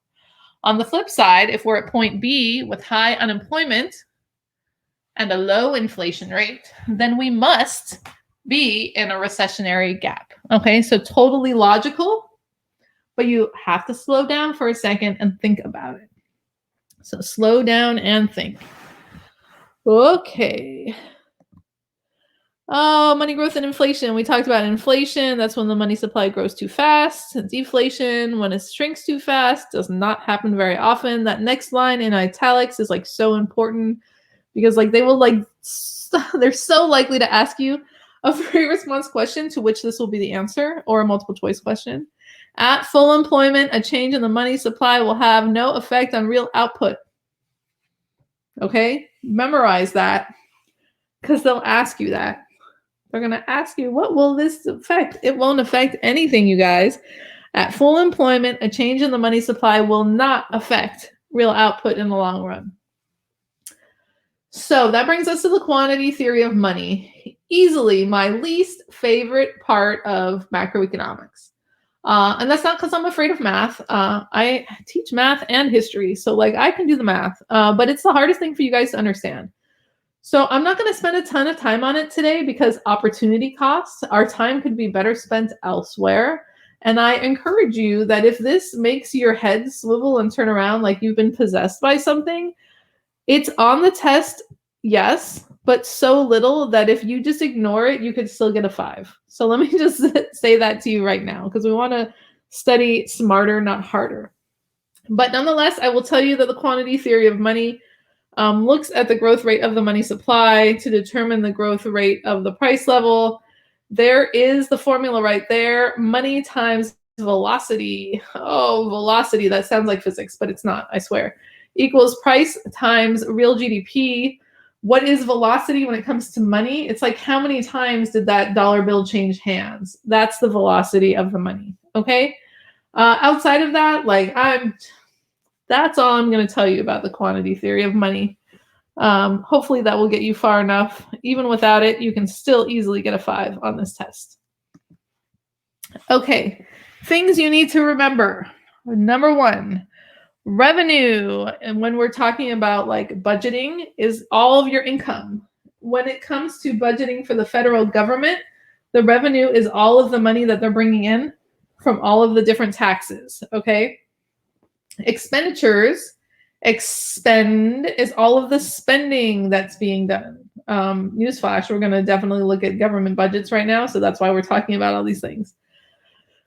Fiscal stimulus is when the government is using expansionary policy. I know you've heard the word stimulus. It's like the most commonly used word now. Nobody knew what it was like 2 years ago, but now it just rolls off the tongue. Fiscal restraint, which you may remember the word restraint if you're also taking AP Gov. Restraint is like holding back, and that would be contractionary policy. So if they talk about fiscal stimulus, they're talking about expansionary. And if they're talking about fiscal restraint, they're talking about contractionary policy, less spending, more taxes. The government budget. All right. If there are more tax revenues than there are government purchases and transfer payments, Then we have a budget surplus. Let's be honest. That happens like like never in the United States anymore. I mean, it could happen, but not very often. Okay. If we're lucky, we have what's called a balanced budget where the two are equal, but very rarely a budget surplus. That's also called being in the black. On the other flip side, we have a budget deficit. And that's when tax revenues are less than government purchases. That means they have to borrow money to make all their purchases. This is called being in the red. It's not a good spot to be, but it's pretty common for us. I do want to take a second to make sure that you understand that we could have a balanced budget, but still have debt. So if you think about your own life, you could have finally gotten your budget into such a way where you're not spending any money you don't have, but you also don't have extra money, but you still have credit card debt, right? So the government debt still exists. The national debt is what we call it. But your budget could be balanced. Okay, so the one does not necessarily mean the other. The national debt will definitely grow, though, if there's a deficit, because we will have to borrow more money. The national debt also grows on the regular because of the interest that we have to pay on all of the stuff that we have borrowed. The national debt is gigantic. I can open up the national debt. I want to tell you guys what it is right now. It's going to be a number I can't even say. National debt calculator, debt clock. Here we go. Dun, dun, dun, dun, dun. Drum roll, please. Currently, our national debt is, I don't even know what that number is. 28, 266, 725, it's going up and up and up. That's millions, billions, trillions, $28 trillion. That is a lot. And the number is changing so rapidly, I can't even tell you what the number is at a moment in time. Okay, so that's our national debt. What is bad about debt for our government and bad about individual debt? So take a moment to think about personal finance, another useful thing in life. If I am spending my current money paying for things I bought before and for interest on those things, A, I'm paying too much for that stuff because now I'm paying interest. And B, I cannot use that money now for other things. Okay, so debt, bad. Okay, crowding out. This will most definitely be somewhere on your exam, so make sure you understand it. So this is the idea that we're in a recession. Yeah, and so the government increases their government spending. You guys see that? The fiscal stimulus policy enacted in the second graph. And they don't have any money though, right? So they're not spending money they have. They have to borrow this money that they're spending. So in order to do that, they go and they borrow, they get some money.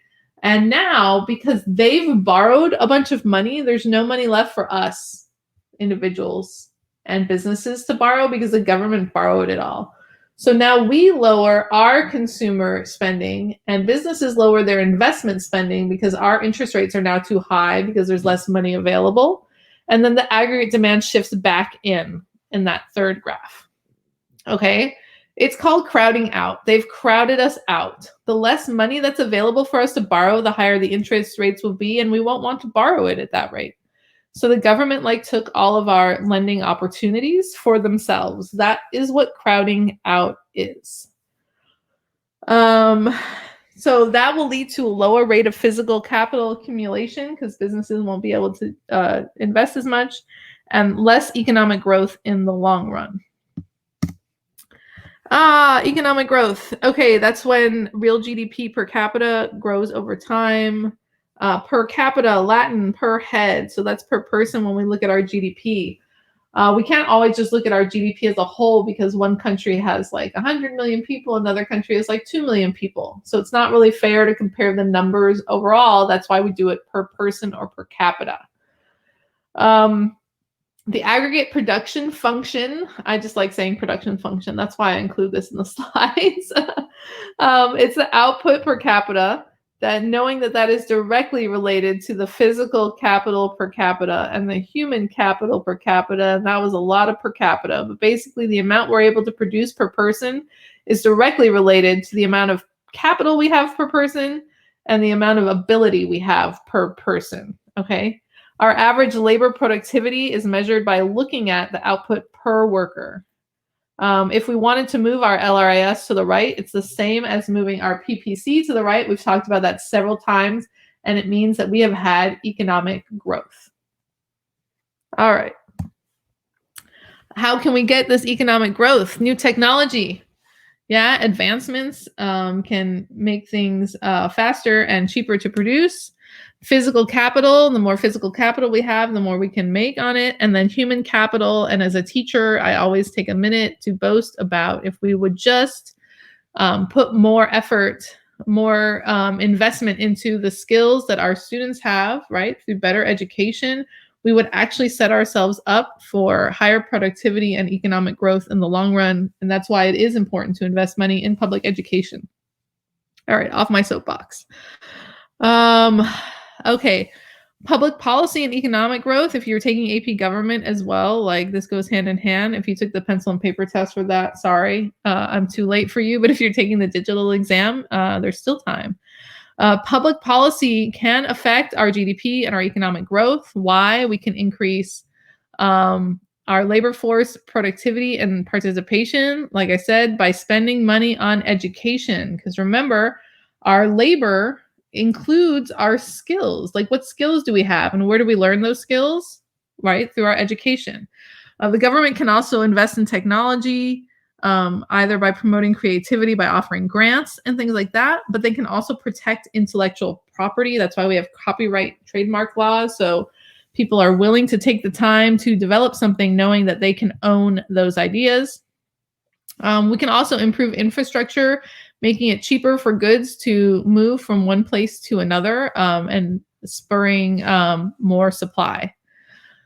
Supply side fiscal policies can change aggregate demand, SRAS, and LRAS, and they can do that by influencing incentives that affect consumers and businesses. Whew. Okay. Unit 6. Unit 6. You guys are almost done. 90 minutes left, a lot of which will be FRQs. So if you're sick of listening to me talk, bear with me, but we're going to get some practice in just as soon as we review Unit 6. Unit 6 is the trickiest part, but it's not actually tricky. It's just scary looking at first, but it's really not that bad. Honestly, a lot of the years I taught AP Macro, we never got to Unit 6 because we just didn't have time before the AP test. And so it seemed a little scary because I didn't get the opportunity to interact with it as much. But really this year, I've really grown to love Unit 6, and you will too. So don't be afraid. Don't be overwhelmed. Take a deep breath. Remember that Unit 6 is the second least tested unit, right? Unit 1 is not tested very much because it's like the basis of everything else. Unit 6 is the next least tested one. So just relax, deep breaths. Deep breaths, you guys. Okay, you ready? You can't even tell me if you're ready, but I'm going to believe that you're ready. Here we go. Unit 6. We're going to start with the balance of payments account here on Unit 6. And this is not as bad as it looks. The first few slides make it seem like a lot. But trust me, when we get to the chart, you're going to realize that if you can remember a few things, it's a lot easier than it seems. So the balance of payment account, which is sometimes called BOPA, which is fun to say, or BOP, also fun to say, includes 2 sub-accounts. And those are the things you need to know about. You need to know about the current account and the capital and financial account. Those 2 accounts. Unlike the bank balance sheets, none of these accounts have to balance. Everybody got that? Balancing not required here. Your current account and your capital and financial account do not need to balance. In the current account, we have exports, net income from abroad, and net unilateral transfers. Lady, what's a net unilateral transfer? I'm going to talk about that in like 2 slides. So we'll relax. The capital and financial account, that keeps track of financial capital transfers and purchases or sales of assets. We will talk more about what that means in a second as well. What is like the most important thing you can learn on this slide? Anytime money flows into the account, into a country, is a credit. Anytime money flows out of the account, out of the country, it's a debit. If you think you might become a bookkeeper or an accountant, you definitely need to know that. Money in, credit, money out, debit. Okay?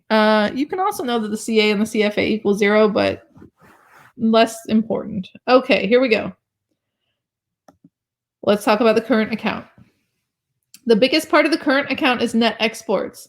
Well, thank goodness we already know what net exports are because we learned about that all the way back when we did GDP. It's the exports minus the imports.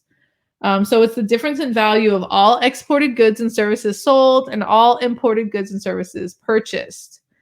Exports are positive, imports are negative. I just realized that that I is not capitalized and it will forever bother me. All right. So a trade surplus is when we have more exports than imports. You don't see that, I don't know, ever here in the United States. A trade deficit, on the other hand, is what we always have, where we have more imports than exports. Okay, so the net exports part of the current account is nothing new. You knew that information already. So net investments. Net investments. This is like I already bought stock, I already own it, and now that stock is making money. So they're paying me in dividends. So hopefully maybe you've taken a finance class, but essentially I don't just make money on the stock market by buying and selling my shares of a stock. If I own shares of a stock and they do well, they share their profits, called profit sharing, with their investors through things called dividends. So if it is something that has already been purchased and I make money from it now in dividend form or interest form, it goes into the current account. It is not a new financial transaction. It's like an old thing I bought before and now they're paying me out interest or they're paying me dividends, my profit sharing. That's probably the most confusing thing in here, but it will make more sense in a couple minutes, I promise. Next is net transfers. That's if we give government aids or grants from our country to another country. That would be a debit, right? Because it's leaving our country. But if somebody gives us international aid, then it would be positive because it would be a credit coming into our country. Okay. Capital and financial account. Financial investments. If I go buy something on the German stock exchange, that would be money flowing out of the capital and financial account of the United States because I'm purchasing that asset. Now, remember, I just talked about when you got dividends, that's when I already own the asset and they're paying me profit. This is me initially buying the asset. Okay, if we purchase foreign assets, it's negative. If foreign people purchase our assets, our domestic assets, it's positive. So that's financial investments like stocks and bonds and stuff. But there's also real investments. That would be like land or buildings. In fact, my friend from high school just posted that he bought this 27-unit retreat center in Puerto Rico, which first of all, I'm highly jealous that he did that. Second, I'm like, I need to go to Puerto Rico. But third, I started thinking about the macroeconomic implications. Now, of course, Puerto Rico is part of the United States. So that's not really a domestic purchase of a foreign real investment, but let's just pretend that Puerto Rico got to be its own country. And then when he purchased that, it would have been a domestic purchase of a foreign asset, and that would have been a negative amount. It's a beautiful place. I can't wait to visit it. Money flowing out is always negative. Money coming in is always positive. No exceptions. No exceptions. Okay. I promise examples that would make us feel better. So if a US company sells cars in the UK, that means those are exports, right? Because we're exporting them to the UK.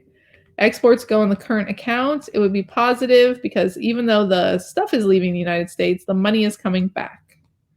If Bank of America pays out $15 million to Mexican investors, that's money they already spent, right? That was like a former financial investment. That means it's a net investment and belongs in the current account, and it would be negative because the money is leaving the United States. If French investors purchase $15 million in US government bonds, that means that money is coming into the country. That's positive. It's the capital account because it is a financial investment. Likewise, if an American on vacation buys Japanese bonds, it's still a financial investment, still a capital account, but we're buying the bonds from them, which means the money is leaving the United States, which makes it negative. If Chevy hires 20,000 workers in Canada to build cars, that is net exports. Why is it negative? Well, yeah, Chevy's building cars. They're an American company, but we're not paying Americans to do the work. We're paying Canadians. So the money is leaving the United States. If an American buys a beach resort in Costa Rica, that would be negative because the money is leaving the United States. It would be the capital account because it is a real investment. An Indian company sells toys in the United States. My students actually got a little confused on this one. The Indian company is selling the toys here. They have exported them to the United States. We have imported them. So even though the toys are here, when I pay the money here, it's going to leave and go to India, which makes it negative. Current account net exports. An immigrant living in the United States sends earnings overseas. This happens a lot. People come here and they want to make a better life for their family back home and they send the money there. When they send the money, it's leaving our economy. That makes it negative. It's a transfer, so it goes in the current account. And finally, if a German investor purchases a beach resort in California, first of all, he must be really rich, or she, because a beach resort here would be like a lot of money. But it would be a real investment because it's property, and it would be positive because the money's coming into the United States. So hopefully once you look at these examples and reason them out, you see that understanding the current and capital account isn't actually as bad as it seems. On the next slide, there's a lot of writing. And I'm looking at the time. I'm thinking we don't have time to go through all this writing. So just know that these slides are here, but all the explanation is in the bottom to figure out the trade deficit and the current account and the capital account for both the US and Germany. So I encourage you later to come back to this slide and like try and figure out each of these things, the trade deficit, the current account, and the capital account, and then compare your answers to what the answers are there to make sure that you understand it. Yes, okay. Exchange rates. Oh, now we're getting the fun part. Okay, so when buyers and sellers exchange currency from one country with another country, it creates an exchange rate. So you may have experienced this because maybe you've traveled somewhere and you needed foreign currency. Perhaps you went to France and you needed some euros, or to Mexico and you needed some pesos. And you had to find out what the exchange rate was, because like $1 doesn't equal €1 or 1 peso. The exchange rates influence how goods and services and capital move between countries. If there's an increase in the exchange rate, it makes goods and services from that country more expensive. If there's a decrease in the exchange rate, it makes goods and services from that country less expensive. So I don't know if y'all will remember this, but a few years ago there was like a Brexit, and when Brexit happened, it really messed with the exchange rate of the dollar to the euro and the dollar to the pound, and it made it a lot cheaper to go to Europe and buy souvenirs and things like that than it had been before. Appreciation is when a currency becomes more valuable in terms of the other. Depreciation is when it becomes less valuable, which is what happened to the euro and the British pound when Brexit happened. They depreciated in terms of the US dollar, so it made the US dollar have more buying power in Europe. It was great if you went on vacation then. All right. Next slide. Here's examples of some exchange rates and how they could change. The British pound is 75 cents in February, but 80 cents in March, which means that it's worth more. So the British pound appreciated there. The euro went from 110 to 105, so it depreciated. The Japanese yen from 150 to 180, so it appreciated. Okay. Here is the foreign exchange market. We 100% looked at this graph earlier, and I made sure to note that they will tell you what currency they care about. They will ask you specifically the market of, right? So here it would be the market of US dollars. And then they'll tell you the other currency as well. But whichever one they say the market of is the one that belongs on that x-axis in quantity, and at the bottom of your comparison on the y-axis. So this is how much international currency is both demanded and supplied. If an exchange rate rises, domestic and foreign consumers will purchase less. If it falls, then they'll purchase more. In terms of supply, if the exchange rate rises, domestic and foreign consumers are willing to sell more, but if it falls, then they're willing to sell less because they don't want to be under, they don't want to sell for less than what they think something is worth. Other things you have to think about for the Forex market is that if somebody is really like digging the goods from a certain country, then that will increase the demand for that currency. So back in the 60s, my dad bought like all sorts of import albums from England, the Rolling Stones and the Beatles. And there was such a demand for those imported albums that it did have an effect on the demand for currency, for foreign currency, for the British pound. This equilibrium can occur that would create a surplus or a shortage in the Forex market. These are the determinants of the foreign exchange market. The first one is foreign tastes. If there's a lot more tourism in somewhere, then that will increase demand for that currency. If the price of exports decreases, it would make demand for the currency increase. So that goes with trade prices, income levels, if money, if suddenly in like, let's pick a country. In Brazil, there was an economic boom and their country, everybody's now making more money. Well, now they're going to demand more imports, and that would cause the foreign currency to appreciate.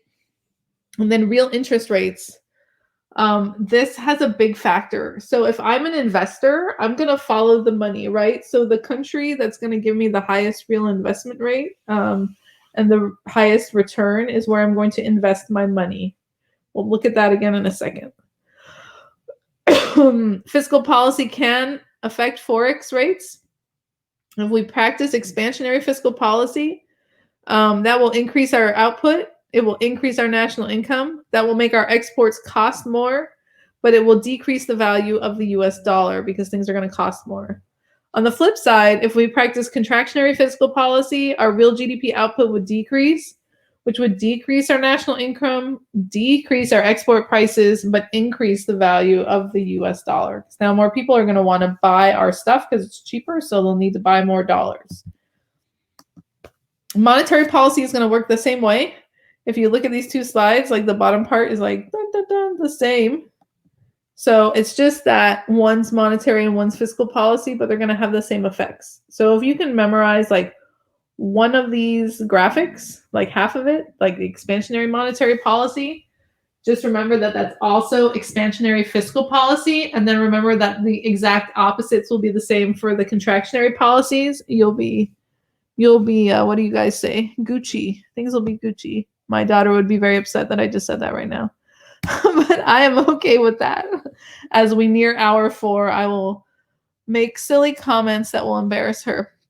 Okay, so changes in the Forex market. These are two separate things that could happen. On the top, we have the currency might appreciate in value. If the currency appreciates, our exports will decrease because people aren't going to want to have to spend more money for our stuff, which would increase our imports because it would be cheaper to buy other people's goods, which would decrease our net exports. The flip side would happen if our currency depreciated. That would increase our exports because now people are like, oh, American goods are so cheap, I'm going to buy those. And then we'll be buying more of our own goods too, right? Because they're cheaper, so our imports will decrease, and that will cause our net exports to increase. All right. Here's an example of what might happen. Imagine that tourism increases in Mexico, increasing the demand for Mexican goods, which is why that, increasing demand for Mexican goods. So if people are going to buy Mexican goods, they're going to need Mexican pesos to do so. So the demand for the peso is going to go up. It's going to move to the right. Notice that it says quantity of pesos, because this is the market for pesos. When the demand for the pesos increase, that makes the exchange rate increase. That now means that Mexican goods cost more. So foreign consumers are going to be less likely to want to buy them. Domestic consumers will also be less likely to want to buy them, and that will make aggregate demand shift, decrease down and to the left. Yes, and that's what happens there in that second graph, which is the aggregate model. In an open economy means we're trading with like other countries. Real interest rates change the relative values of domestic and foreign assets. I talked about the fact that if I were an investor, I want to follow the money. So financial capital will flow into the countries that have the higher interest rates, and financial capital will leave from the countries with the lower interest rates. The Fed can affect the interest rate in the short run with their monetary policy, and they can encourage or discourage foreign investment. Yay, we got to free response practice, you guys. Okay, so it is almost 1:50 my time, which means if you're in Central Time, it is 3:50, and if you're on the East Coast, it is 4:50. I'm going to give you 15 minutes to do problem number 2 off the same problem set. We will gather back at 2:05, 4:05, or 5:05, depending on your time zone. So get the problem done, take a stretch break, get some water, get a snack, go to the bathroom, whatever you need to do. You got 15 minutes to do it.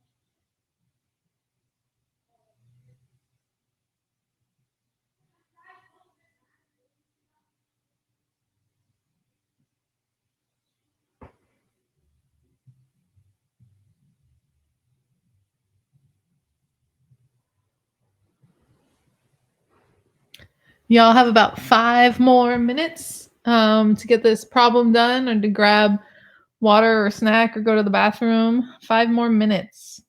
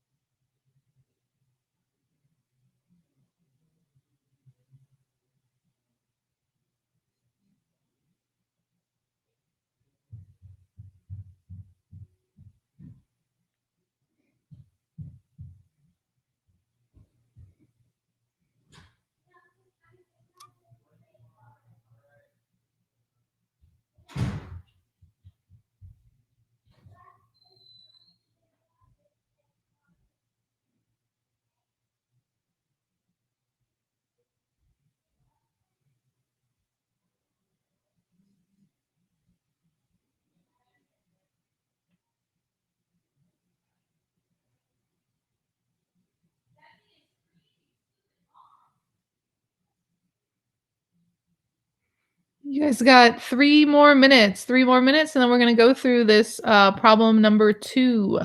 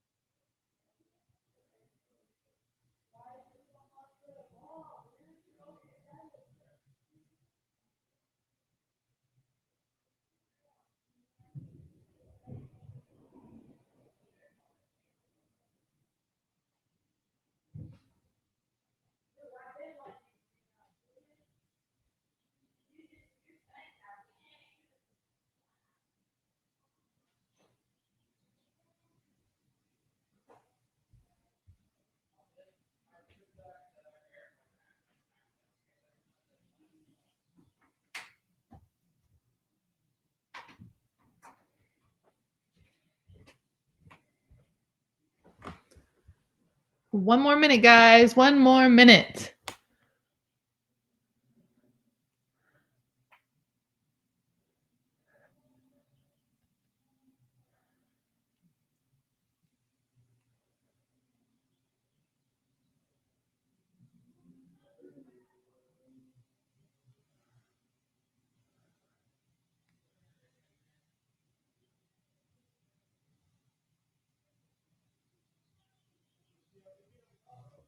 All right, friends, here we go. We're going to look at problem number 2. And let's get started. Okay. Assume the expected inflation rate in Fiveableville is 2%. The current unemployment rate is 7%. And the natural rate of unemployment is 4%. Why are they giving us all those numbers? Are they important? Yes, they are. Okay, we're going to use them here in part A, where it says draw a correctly labeled graph of the short run and long run Phillips curves. Label the short run equilibrium as point Y and plot the numerical values above on the graph. And do you know what's wrong with my graph? I'd ask you guys to tell me, but I don't know how you would tell me. You could tell Rupi right now what's wrong with my graph, but I will tell you what's wrong with my graph. I didn't label my curves. So that fiveable teal downward sloping curve, that is the SRPC, short run Phillips curve. That does need to be labeled, yeah? And that straight up and down graph is my LRPC. We also want to make sure our two axes are labeled, inflation rate and unemployment rate. That would be 1 point right there to do that. And you'd get another point to show that the expected inflation rate is 2%. That's where the two curves come together. The natural rate of unemployment is 4%. That's where the LRPC hits the x-axis. And our actual unemployment rate is 7%. And then that dot there at Y shows us where we are when we're at our current unemployment rate. So when you put all that on your graph, it makes it a lot easier to answer part B, when it asks, is the actual inflation rate greater than, less than, or equal to the expected inflation rate of 2%? I want to take a second to make sure you guys realize that I would say on, at least probably a third of the free response question, like sub-questions, they will ask you a question like this, which is free response, but is in theory like a multiple choice question. Because they tell you it's either going to be greater than, less than, or equal. And notice it doesn't say explain after it, so you just have to say which one of those things it is. So even if you have like no idea what's going on, you should write one of those things down. Of course, you're going to know what's going on because you've taken 5 hours out of your Sunday to sit here in the Cram session, which means you must care about your AP test to a certain extent, right? So you're going to know the answer. But even if you didn't, that's essentially a multiple choice question in a free response question. It would be really silly to leave it blank. Even if you left the graph blank, you should still write something there. Okay, so that's just a general test taking tip. So if we look here and if we follow point Y across to the Y axis, we would see that our actual inflation rate is less than our expected inflation rate. And that's the answer. And you do not need to explain why, because it doesn't say explain. So, save your hand for writing something else. Part C, assume loans were made taking into account the expected inflation rate of 2%. Will lenders be better off or worse off after they realize the actual inflation rate identified in Part B? Explain. So here there's only like two choices, but it does say explain. So if you don't explain, it's not going to look good for you, because that's how you get the point, is for the explanation. So lenders are going to be better off because they thought there was going to be a higher inflation rate, but rather the inflation rate is lower. So now they're going to be paid back with money that is worth more than the money they were expecting to be paid back with. So when our expected inflation is greater than our actual inflation, it is good for lenders. If our expected inflation was lower than our actual inflation, then it would be good for the borrowers, because they'd be paying money back that is worth less than what was expected. Okay. Part D, based on the relationship between the actual and expected inflation rates identified in Part A, what will happen to the natural rate of unemployment in the long run? Okay, so I love this answer because I'm guessing that maybe some people stress about it a little bit. Guess what? nothing's going to happen. It's not going to change. Not going to change. Natural rate of unemployment will not change based on any of this stuff. It very rarely changes. Okay, so it's like a trick question. Thank you, College Board, for your trick questions.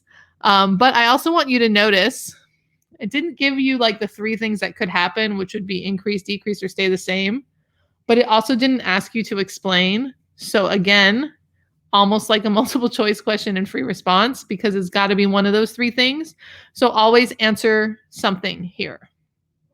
Okay, so that was a really short explanation on that very short free response question, which is going to take us to our longer free response question. I've said 25 minutes here, but I'm going to, let's see.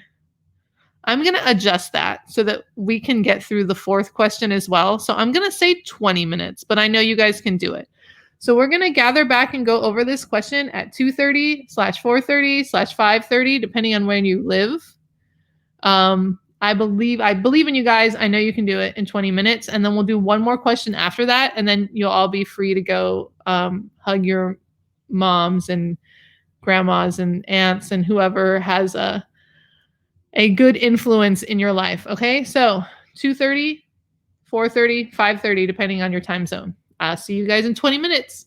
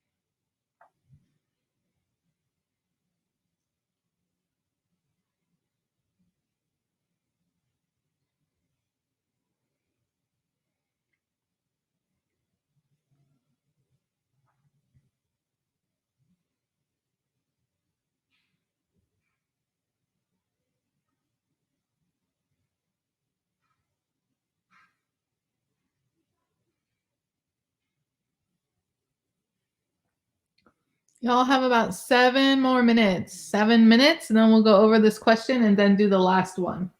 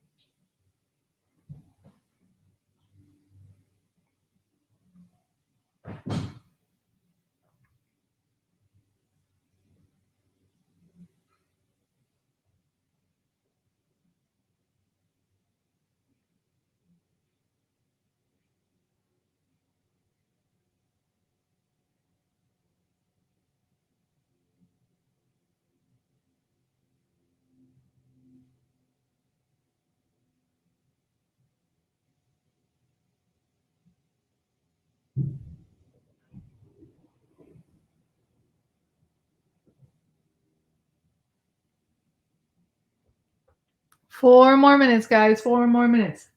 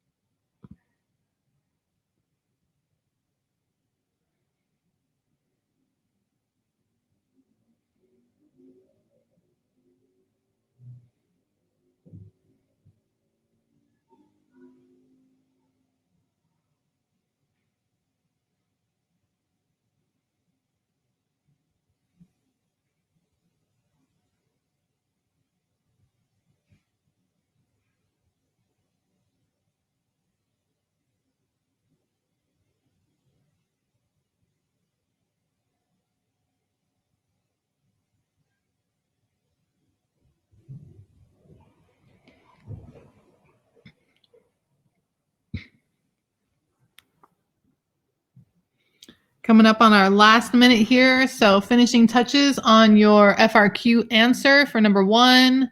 Last minute snack, water. We got 30 minutes to go. You guys are doing awesome.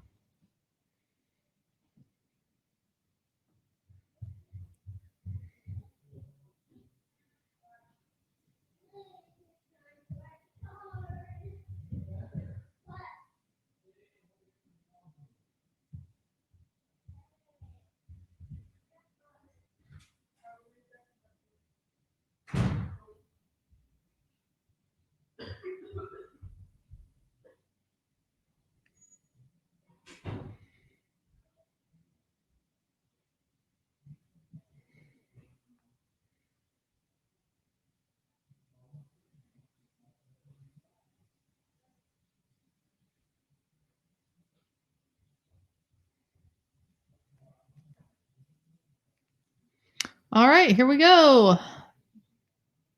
Let's look at this question. Okay, so what I did when I put this question together is I changed a few things, but I kind of combined 2 years worth of questions. But you can kind of see by looking back at the old FRQs that the College Board really likes to ask about the aggregate model in question 1. It does not always happen. There are years here and there where it doesn't happen. If they don't ask about it in question 1, they'll almost definitely ask about it in one of the shorter questions. But I think like in the last 20 years, there's only been like 1 year where aggregate model wasn't in the FRQs. So you really need to know this information and be able to make these graphs because you get so many points just from drawing the graph. Even if you can't answer anything else, if you did well enough on your multiple choice, you can pick up enough points by drawing these graphs that you can pass the test. Okay, so this asks you, well, it says, assume that Fiveable is in an economic boom, also known as an inflationary gap, meaning that our short-run equilibrium is going to be to the right of our long-run aggregate supply. So when it asks you to draw a correctly labeled graph of the long-run aggregate supply, short-run aggregate supply, and aggregate demand curves show each of the following, they want to make sure that you know that we are in an inflationary gap. So we're going to show our current price level labeled PL1, current output labeled Y1. They tell you how to label these things. Oh, please follow what their instructions say. They tell you that for a purpose.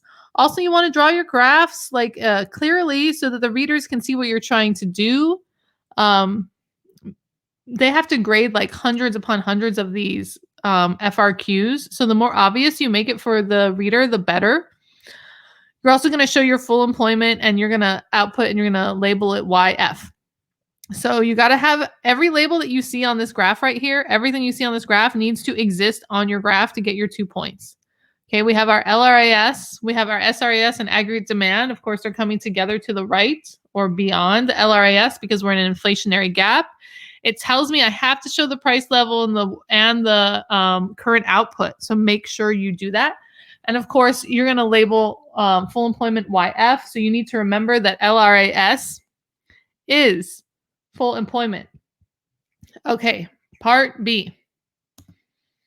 The central bank and government do not take any policy actions to close this inflationary gap. So remember when we were looking back at that chart and the bottom was like self-adjustment?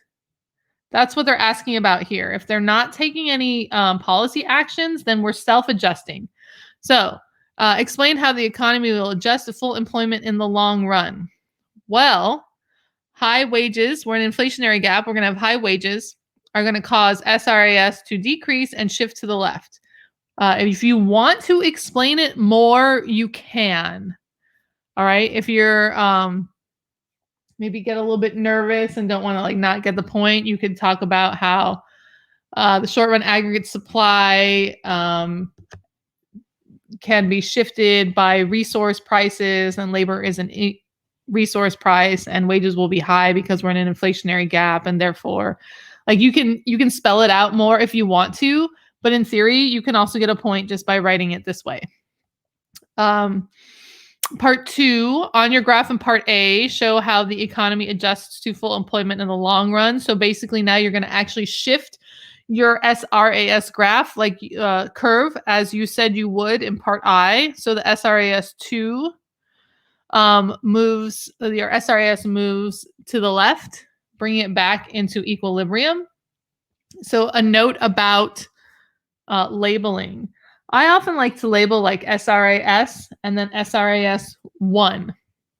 But because they told me in the first part that I had to label Y1 and PL1, when I added my second line, I called it 2.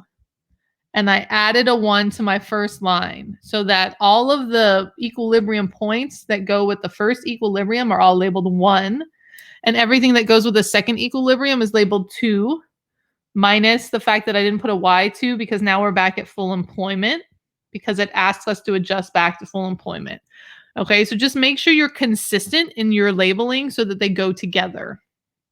They also really like if you use arrows to show which way your line is moving.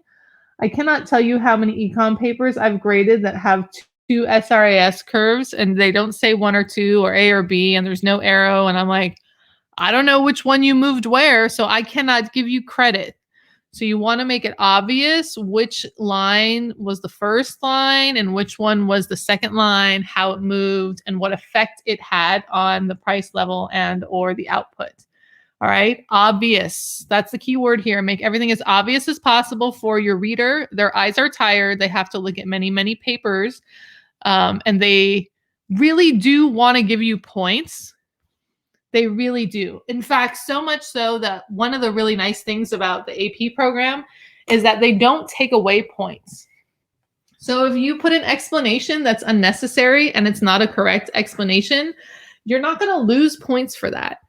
They really want you to pass. So do your reader a favor and make everything as obvious and clear as you possibly can. It will serve you well on your score. Okay. Part C, assume instead that Fiveable implements a combination of contractionary fiscal and monetary policy. What will be the effect of these policies on each of the following? Okay, remember how we had those kind of like multiple choice questions in our free response? Here's some more of them because part little I and double little I, neither one of them ask for an explain. Which means you either need to say increase, decrease, or stay the same. Those are your 3 options. So no reason to not answer that part. But of course, if there's contractionary fiscal or monetary policy, that's going to lower our aggregate demand and our price level.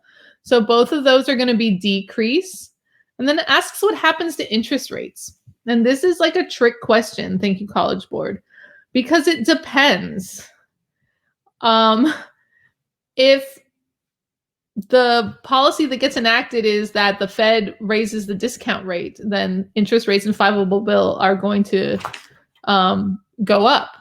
But if instead of that kind of policy, we have some kind of fiscal policy, that could actually make interest rates go down. So the answer here is indeterminate, which is a word that we love in economics, especially in micro, not as much in macro. And then you have to explain it. So you don't know what fiscal and monetary policy they're doing. They can have differing effects on the interest rates. So there's no way to know with the amount of information we have what the effect on the interest rates will be. Yay for those trick questions. If you ever get worried about one part of one of these questions, the best thing you can do is not let it bother you. Okay, so let it just roll off your back, because you have to consider that when you take all of your free response, your 3 free response questions together, there's probably at least 20 points up for grab. So really, who cares if you can't answer 3 or 4 points? You'll still do very, very well, okay? You're aiming for 60%. So don't let a question like that throw you. It's just 1 point. Just do your best.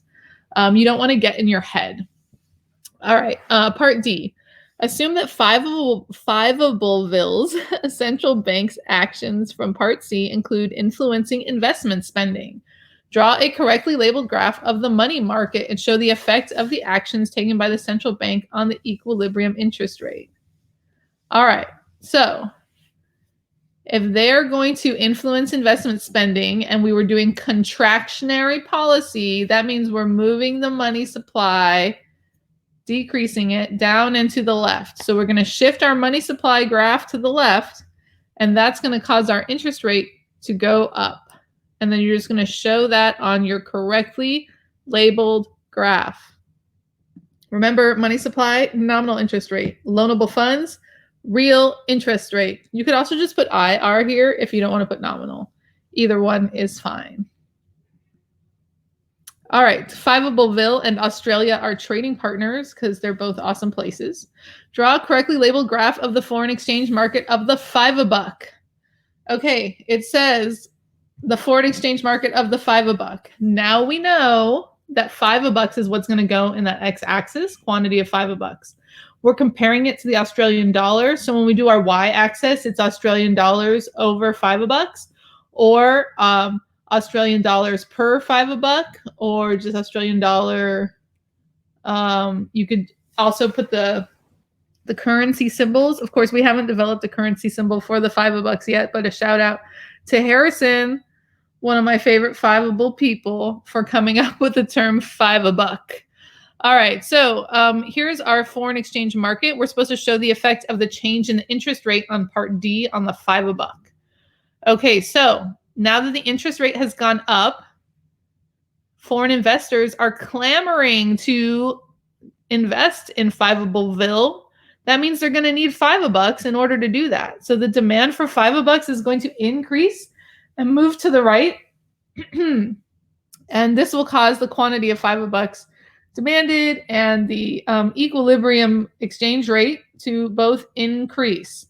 Use your arrows, my friends. They are there for a reason. They make your reader's life so much easier. Let them give you all those points they want to give you. As clear as possible. Make it all as clear as possible. We have found ourselves at our last free response practice question. You guys have made it through many hours of me talking, and my husband would say that you all deserve a gold star because nobody wants to hear me talk that long. But we have 19 minutes left, and you have this problem. We are not going to spend 15 minutes on it. We're going to spend 13-ish minutes on it, and we're going to gather at 2:54/4:54/5:54, depending on your time zone. We're going to go through this question, and then y'all are going to be so incredibly ready to pass this AP exam. And any other questions you have, you'll be able to ask us. And our TA Rupi is even going to lead some office hours, some voice chat discussion stuff going on in Discord. It's going to be great. So let's push through this last problem, and we will gather back at 2:54, 4:54, 5:54. See you guys in a few.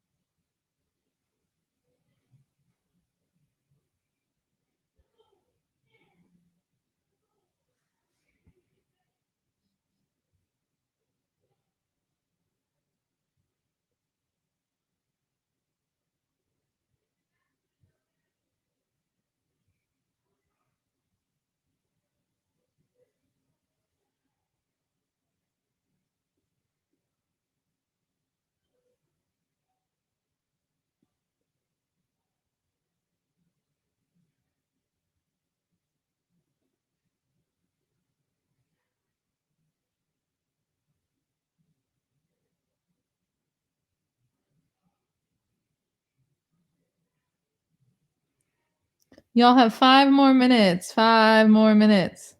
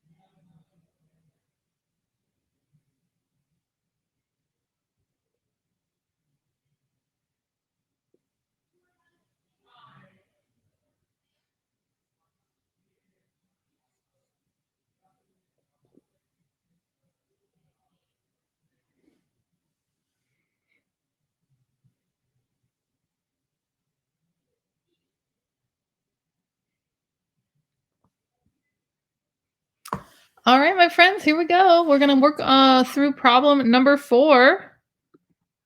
Okay, we are looking at households in Fiveableville. We're assuming that they decrease their savings for retirement. So we're going to use a correctly labeled graph of the loanable funds market to show how the decrease in savings will affect the equilibrium real interest rate. They did you a favor here. They use the words real interest rate. They're reminding you, isn't that nice of them? That sometimes College Board does something for you. They're reminding you that you better put real interest rate on that y-axis, real interest rate or RIR. And in the x-axis, we're going to put quantity of loanable funds. Supply and demand or your generic supply and demand. But we are going to show how our decrease in savings will affect the equilibrium real interest rate, which means we're going to have to shift one of our curves.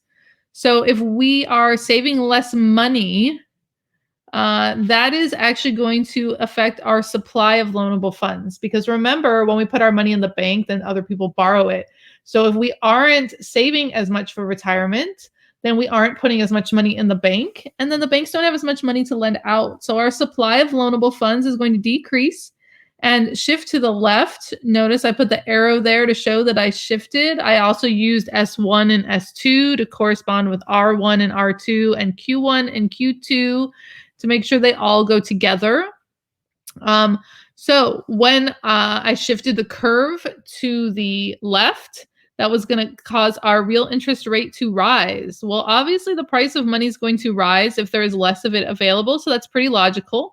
But that is what's going to happen in that graph. Remember, obvious, obvious, obvious.